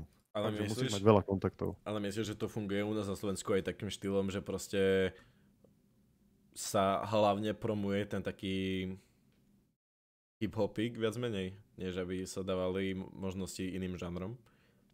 Lebo vieš, keď ideš napríklad po ceste a máš v aute pustené rádio, tak každým dňom počuješ tie a tie isté pesničky, ale zároveň ich je strašne veľa iných žánrov a iné pesničky by mohli hrať, len proste oni ich nehrajú, neviem prečo. Takže chápem licencie, to je jedna strana, ale druhá strana je to, že proste mne to príde, že nedávajú priestor proste takým. By som povedal, že nedávajú priestor, sorry, že ťa preruším stále, ale že mi príde, že nedávajú priestor, by som povedal aj, že takým, že metalovým, viac menej, alebo hard rock a také. Ale potom je tu link, toto, že mi vypadlo meno, jak sa volala. Jak sa volala tá skupina.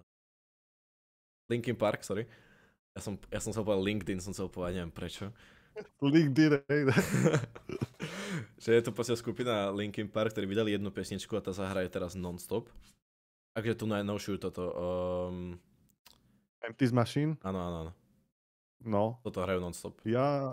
Akože to, čo hovoríš, ja som robil v 2010 až do 2014 v obchode a tie isté pesničky, čo hrali vtedy, hrajú ešte teraz. Jak hovorí, že furt dokola to isté. Ja si skôr myslím, že slovenské rádia by mali dávať väčší priestor slovenským interpretom a to je už jedno, či je to, že rock, metal, hip-hop alebo takto. Vieš, že tu dá sa povedať, že licencie na to ani nepotrebuješ. Že ty niečo zaplatíš tej kapele alebo tomu interpretovi a vieš ho hrať. A ľudia si to vedia napočúvať, len tu je ľahšie tá taká, že ľahšia cesta odporu, že ideme na istotu, tak fungujeme tu na Slovensku, že ideme na istotku, toto predá, vieš.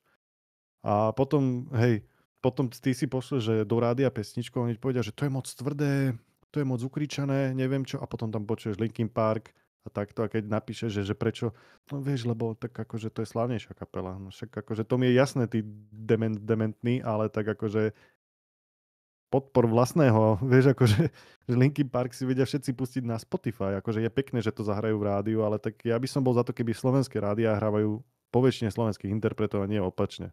Oni to Takže majú nejaké kvóty, že nejakých 70, nie, že 30% alebo koľko, že slovenských interpretov proti 70% svetového. A pozerám, že ty vole, prejdeš do Rakúska, čo do Rakúska, prejdeš do Čiech a tam si zapneš akékoľvek rádio, okrem Európy, lebo tak to je komerčné európske rádio, a tam hrajú permanentne slovenské a české pesničky.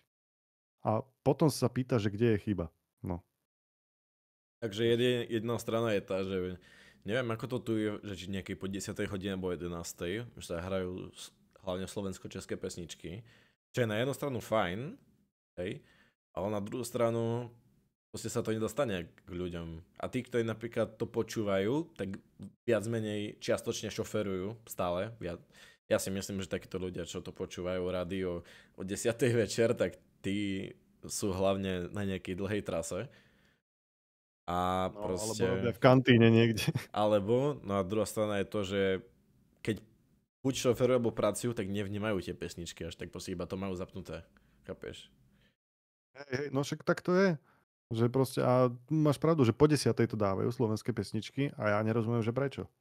Že čo máme, že čo, my máme problém vlastný, akože, keď to tak musím povedať, že vlastný problém medzi sebou, že by sme mohli hrať slovenské pesničky, že cez deň dajme tomu a veľa, alebo čo, ja nerozumiem, ak mi niekto vysvetlí nejaký promotér alebo nejaký majiteľ rádií alebo čokoľvek, že prečo to tak je, keď mi dá jeden rozumný dôvod, alebo aj dva, tak mu poviem, že dobre, súhlasím, ale myslím si, že na toto rozumný dôvod nenájdeš, že prečo sa vo vlastnej krajine utlačujú vlastní interpreti, že budú hrať až po 10. večer, vieš. Akože dubbing slovenský chápem, ale slovenské pesničky niektoré sú fakt, že fajn, takže... A počkaj, ešte som sa nespýtal teba, vy robíte po anglicky, nie pesničky, či? Hej, my po anglicky robíme pesničky, akože Tak to nevadí, môžu to robíme aj po pretváriť, že to slovensky. je americká firma, americká kapela. Hej, môžu, ale proste neurobia to nikto a neviem. Že fakt, že na Slovensku kapely, ktoré spevajú po anglicky, majú skôr záujem, že z cudzích krajín ako zo slovenskej krajiny. Máme kapelu, že Eterna, a tá vyhrala nejakú súťaž, tam im aj Rudy Rus pomohol a oni hrali na Vakene, čo je v Nemecku to je, alebo kde to je ten festival taký veľký metalový.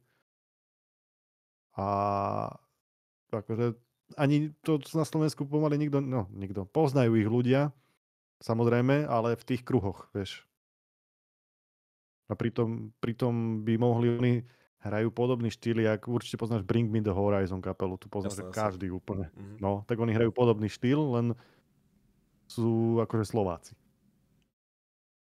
Je to smutné, no, čo sa týka akože našej hudby slovenskej.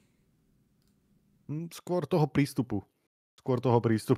Než slovenskej hudby. Tak, dobre, opravím sa, kultúra. Tak. Tak. No. Ja sa pozriem, že čo tu ešte mám pre teba pripravené.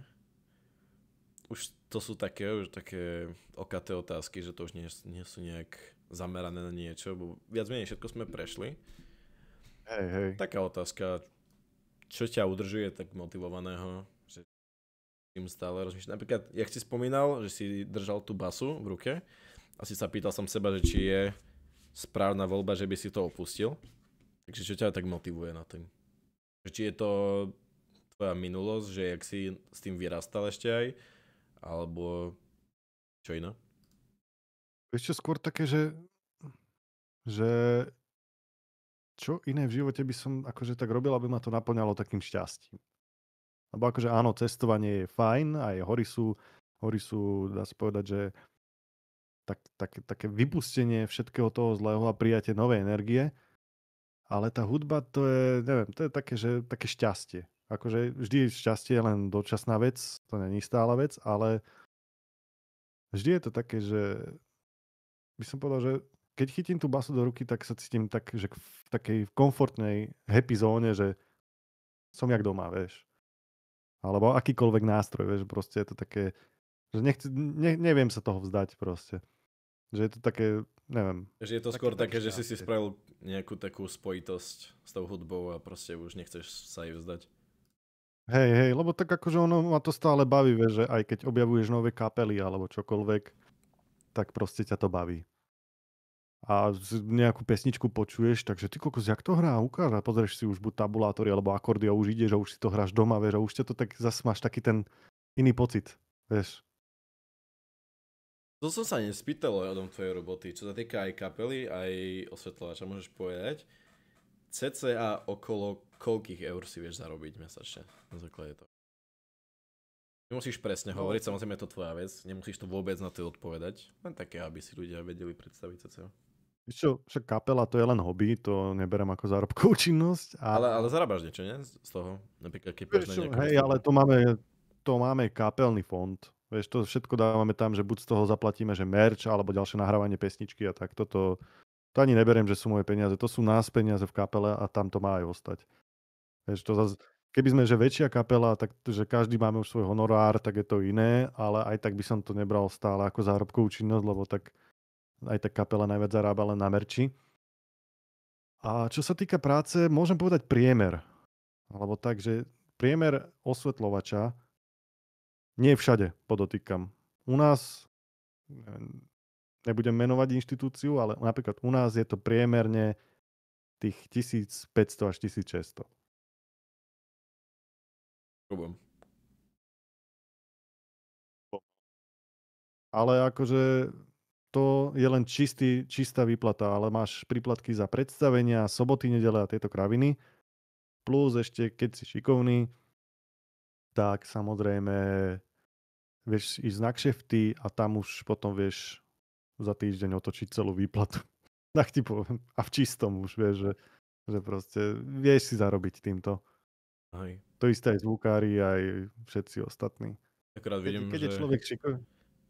Keď je človek šikovný, no, môžeš dopovedať iba? Že keď je človek šikovný, tak si vie zarobiť. Nesmie sa lutovať a nesmie hovoriť, že vieš, že proste tieto, že proste keď sa chceš učiť, keď máš nejaký cit pre túto konkrétnu prácu, lebo to není proste práca ako každá iná, tak proste vieš si zarobiť a vieš sa zabaviť a vieš si nájsť skvelú partiu ľudí okolo seba. Akurát vidím, že v čete sa nám pripojil Maťo, vítam ťa tu, ahoj. Čau Maťo. Ak by si mal nejakú otázku na Nora, tak kľudne môžeš povedať, my už pomaličke budeme končiť, lebo sme už všetko reálne prebrali. A iba také dodatočné veci tu mám, ako napríklad, že ako relaxuješ po náročnej akcii.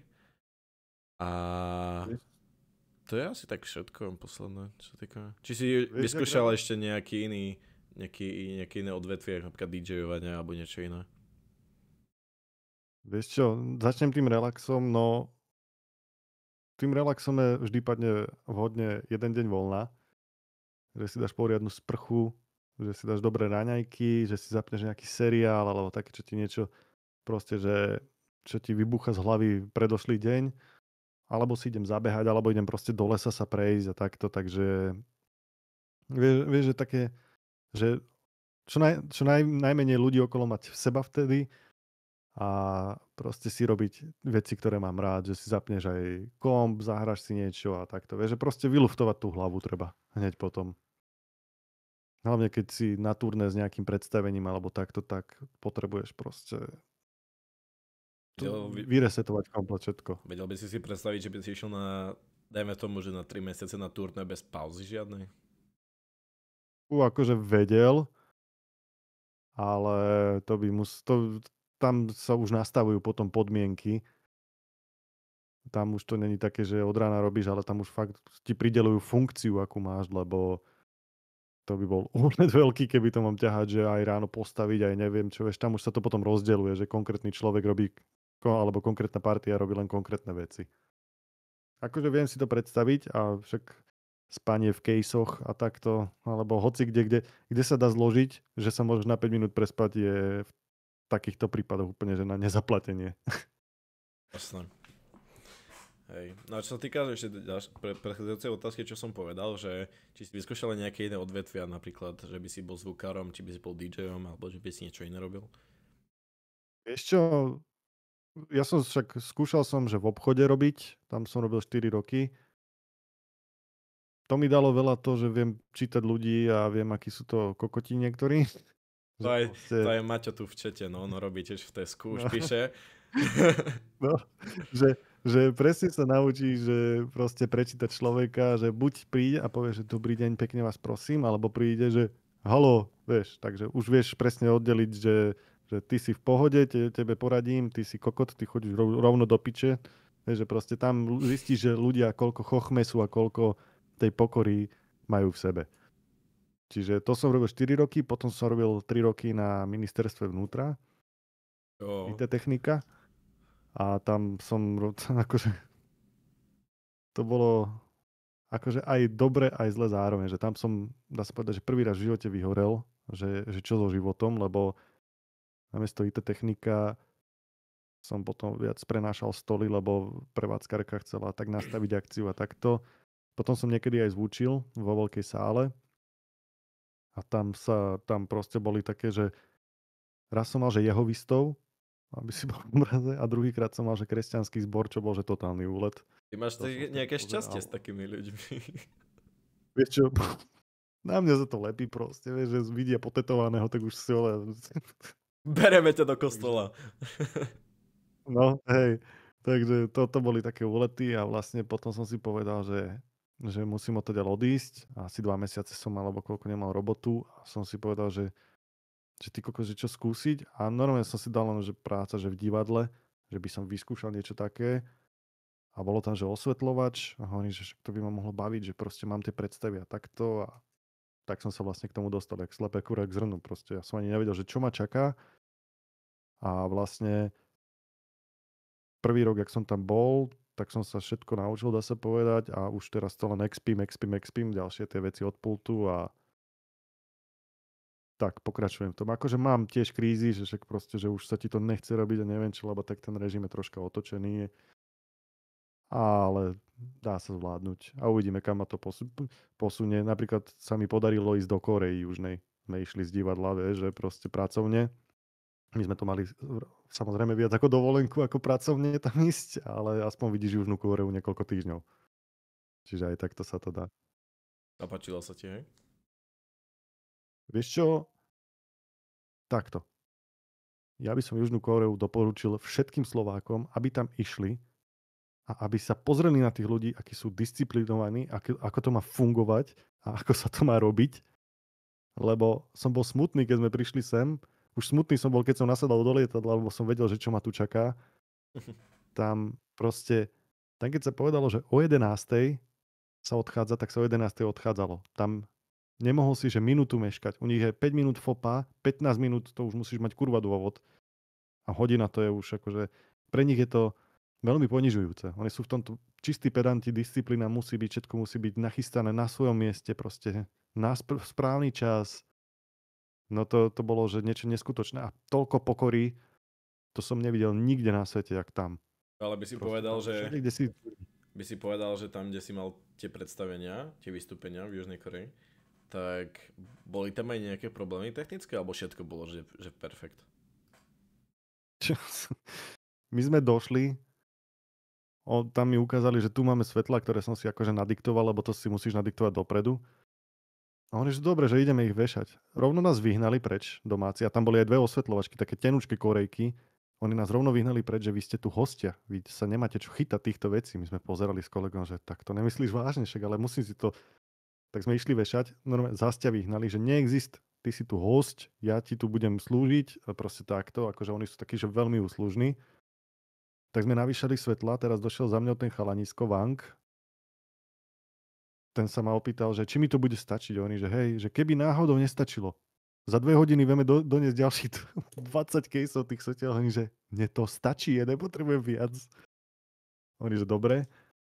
A v podstate sme došli, som mu teda vysvetlil, lebo tak oni mali iný pult a proste však aj haky-baky všelijaké tie ich korejské. Tak som mu povedal, ukázal som mu šovku a on mi v pondelok povedal, a v sobotu mala byť prvá skúška, že dojdú herci, my sme mali na to akože týždeň, že to postaviť, nasvietiť a všetko. A vlastne v pondelok mi povedal, že svietime až piatok, lebo to je veľmi easy pre ňo. Takže 4 dní bol rovno, dúfam, že toto nebude pozerať naša riaditeľka, lebo to o tom nevie. Aj. My sme tam proste s kolegom boli, že my sme tam boli tedy 3 týždne alebo mesiac nejak tak a proste, lebo sa aj hralo a takto, ale my sme proste, že nič nerobili. My sme tam si užívali Kóreu, chodili, pozerali sa, proste zoznamovali sa s krajinou, ochutnávali miestne jedlá. Tá riaditeľka už si brúsi zuby na teba. Ne, mali by sme tam ísť aj budúci rok, tak dúfam, že ma tam pustí. Ale nie, akože chcem tam ísť, lebo mám tam aj toho Wanga, kamaráda, čo bol hlavný osvetľovač a potom ešte Yang, s ktorým sme spolupracovali a to boli akože fakt tak pokorní, krásni, úslužní ľudia a všetko dohromady, že pre mňa to bola strašná šoková terapia, tá krajina. Že to nebolo také, že by si proste išiel, že aké tu majú stavby a neviem čo, ale že nasať tú ľudskosť ich, že oni si vážia, že fakt, že všetko. A že všetkému dávajú nejaký význam a že všetko proste musí byť správny čas na správnom mieste. Čo nám chýba, táto disciplína tu na. A jedinú vec musím vytknúť, čo mali zlú, tak bola káva, lebo to bolo kamaráde. Ten, kto má rád kávu, tak do Korei nemôže ísť. To bolo strašné. To si mal dať čaj radšej. Vieš čo, ja že nemám rád čaj, ale tak vieš, keď máš vonku 39 až peklo, tak si čaj nedáš. A tam mali tam aj Starbucksy a takto, ale tam to bolo, to s kolegom sme došli tam a hovorím, že 1 cafe latte and 1 espresso with milk a tam ten typek zaputom, že wait, a odišiel dozadu. Čo jebe v Starbuckse, že čo robíš? Zrazu došiel druhý a on, že tu lattes? Oni, že nie tu lattes. Oni, že daj mi kávu do piči, lebo skápem. Tak nejak sme sa vyhrabali z toho. Prosím pekne, ja som sa napil z tej kávy, aj kolega, my sme kúkli na seba, že dobre, voda. Poďme ďalej. Tam proste káva, oni pijú len tú ľadovú takú, oni si dajú tú kávu, ale na drobu tam, oni tam nadrobú 300 sirupov a oni z toho cukru žijú na tom. To je fakt, že aj všetky jedlá tam boli, že sladké. Tam bolo, že všetko, kúpil si hotdog alebo proste normálne jak žuvačku sladkú, alebo čo keby si jedol, ty kokos, to je normálne, že úlet. Ale vieš, čo je najlepšie na tom, že proste oni tam toľko cukru majú, ale za to 3/4 tých Korejčanov sú proste tenkí jak špilka, jak proste. To nie, že tenkí, ale bieli sú všetci. My sme chodili po tom slnku, akože to bolo ináč zaujímavé, že chodil si na slnku, cítil si, jak ti reže do kože, ale nespieklo ťa. To som pozeral aj blázen. A oni sú tam fakt všetci, že bieli. To bol úlet. No ale fakt, že aj tenkí všetci. A oni dokonca, že keď máš tučného človeka, tak oni ho berú ako budhu, vieš, proste, že proste úplne tiež úlet. Ale hovorím, že odporúčam každému ísť do Južnej Kórey. To je krajina, ktorá ťa tak akože tak ti ukáže tú realitu. A hlavne zažiť ten 11 miliónový Soul, to je heavy. To si potom povie, že Košice alebo Bratislava, že je v nej veľa ľudí, tak si môžem odporúčiť, že tu je ešte poloprázdne ulice. Ale tak stále sa to týka, vieš, kilometrov štvorcových. No však hej, ale tak akože ti poviem, že tam som to pocítil najviac, ale všetko fungovalo. Že každý sa držal tej strany, ktorej sa mal držať, keď chodíš, nie jak na Slovensku, že máš eskalátor, tak všetci stáli vpravo, nie vedľa seba, jak na Slovensku, že keď najprv vychádza sa a potom vchádza, nie ako na Slovensku, vieš. Proste tam to fungovalo perfektne. Tam si sa nemusel báť o nič. Máte aj vy, čo počúvate alebo pozeráte podcast, tak máte informácie, že treba ísť do Soulu. Treba ísť do Južnej Korei. No. Do Soulu, alebo do Daegu, alebo do Busanu. Ináč Busan odporúčam, to je krásne. To Busan, keď si aj dáš do Google, alebo si pozrieš videá z Busanu, tak to nebudeš veriť, že vôbec na svete také niečo existuje. Ty si istý, že si išiel pracovne tam? Však keď teraz tam nepôjdem pracovne, to pôjde za výletom. Čo si myslíš? No, už budeš vedieť, že kávo nie. No to kávu si zoberiem svoju pri najhoršom. Poberieš do vrecka. No. No dobré. Ja sa akurát pozerám ešte. Už tu nemám reálne nič. Jedine ešte je otázka, že ktoré miesto ti najviac utkvelo v pamäti? Cestal po Slovensku. Alebo možno je celosvetovom. No, celosvetové je tá Kórea, to je akože samozrejmosť. A na Slovensku Banská Bystrica je moje obľúbené mesto. Keby bolo hlavné, ani sa neurazím, lebo je krásne v horách, má dobrú, krásnu pešiu zónu. Neviem, to mesto mi úplne vyhovuje. Že je presne v strede Slovenska a pekne položené. Ja som išiel, Pekné. ja som išiel z Košíc do Banskej Štiavnici. A ja som išiel cez Čertovicu, kamo. Ja som si myslel, že mňa tam porazí. Šoferovať cez Čertovicu to bol strašný pain. Takže ešte keď ku tomu nemáme, vieš, toto diaľnice, tá... No, to je ďalšia vec, ty kokos, akože, že to cez Čertovicu ísť, ale to je pražď alebo uhoď, že aj my, keď ideme do Košíc, tak proste to je pražď alebo uhoď, že kaďal ideš. To je úplne v piči. Treba sa dostať do Martina a tam mať už v pohode. Tam pôjdeš rovinkou. Ja som rozmýšľal, že tento krok, keď pôjdeme do Košíc na zájazd, tak ja pôjdem normálne že lietadlom, že sadnem vo Viedni a pôjdem tým spojom do Košíc a budem tam za hodinu a vybavené. Než proste sa srať, ty kokos, 4,5 hodiny, či koľko sme išli tým minibusom a dolámaný si kadejaký a to je hrozné. Je to zlé s tými našimi cestami. Maťo píše, poznám aj film Train to Busan, zombie film, docela dobrý. No. Hej, akože to je dobrý film, ale odporúčam radšej navštíviť to mesto a je to také, by som povedal, že jak Rio de Janeiro, ale na druhej strane sveta. Ja som plánoval, že Osaka, alebo Tokio. No, Japonsko. to tiež odporúčam. No jasne. Tam si tiež bol firemne. Nebol, ale určite by som sa tam chcel dostať raz v živote do Japonska. Je to, že si nebol ešte vôbec. Nie, tam som nebol, aj keď to je blízko od Korei, že to sú vlastne susedné štáty, ale nebol som tam sa chcem dostať nejakým spôsobom. Ja keď dokončím bakalára, ja chcem ísť, no tiež. Ako vieš, takú odmenu. Hladnutie. Určite áno, určite odporúčam všetkými 10. Akože, lebo každý chce, že Amerika, neviem čo. Mňa skôr láka, že fakt, že tá Ázia, alebo potom ísť do Austrálie. Ešte. Ja sa bojím pavúkov, takže Austrália u mňa, že... Vieš čo si myslíš, že v Osake budú nejaké lepšie? A čo ja viem, tak Austrália je známa s takými vecami. Polkilometrových pavúkov. Ale to keď prekonáš a tam sa adaptuješ na ten ich život, tak myslím si, že by si neľutoval ani sekundu. A však jasno, že hej. Ja napríklad, keď som bol malý, tak som chcel ísť do Ameriky, ale teraz je to také, že priateľkou riešime, že by sme išli do Ameriky iba na taký, že road trip. Nie niekde do mesta, ale že road trip proste po Amerike. Hej, no však akože to sa tam dá, tam sú na to zvyknutí, tam fakt aj to rentovanie auta a benzín je tam lacnejší ako tie vstupy na mosty, čo oni majú. Vieš, to majú kvázi ako keby diaľničné, že tie vstupy sú veľa drahšie ako proste to rentovanie auta. Aj s ubytovaním. Máš ešte nejakú lokáciu, kde by si chcel ísť, okrem Japonska? Ešte Afriku by som chcel vidieť. Safari nejaké, ale také voľné, nie také to Zanzibar. No aj to. No.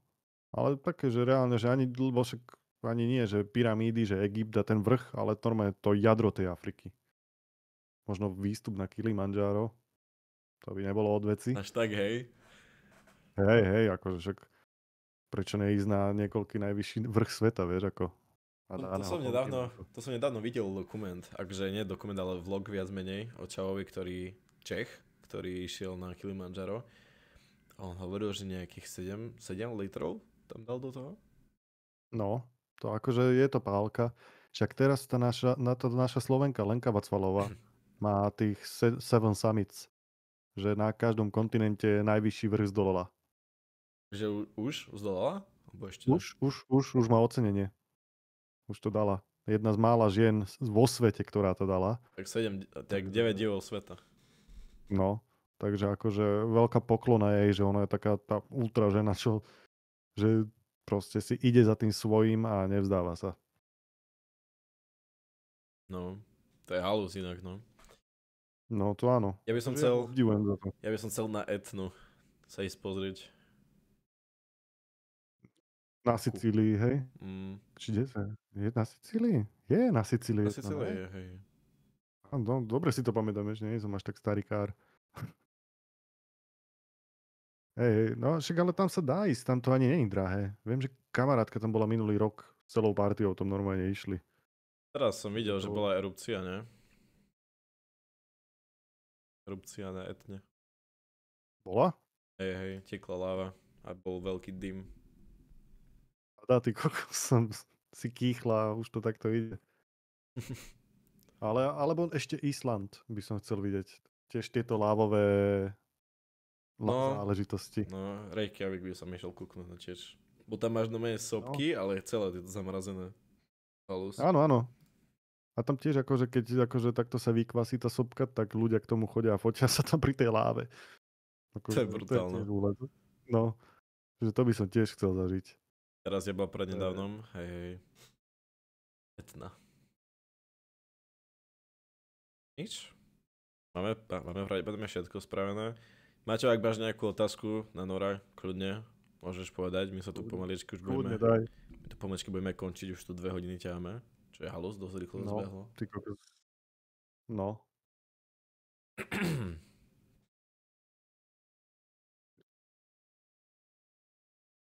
Ak nič, tak ja tu môžem už pomaličky to tu utnúť. Ďakujem, Noro, že si tu dožil, sme dobre pokecali. Ja tiež ďakujem veľmi pekne za pozvanie, veľmi si to cením. Videli sme veľa o tebe, ty si veľa o sebe. Ja potrebujem teraz zisťovať o sebe veci.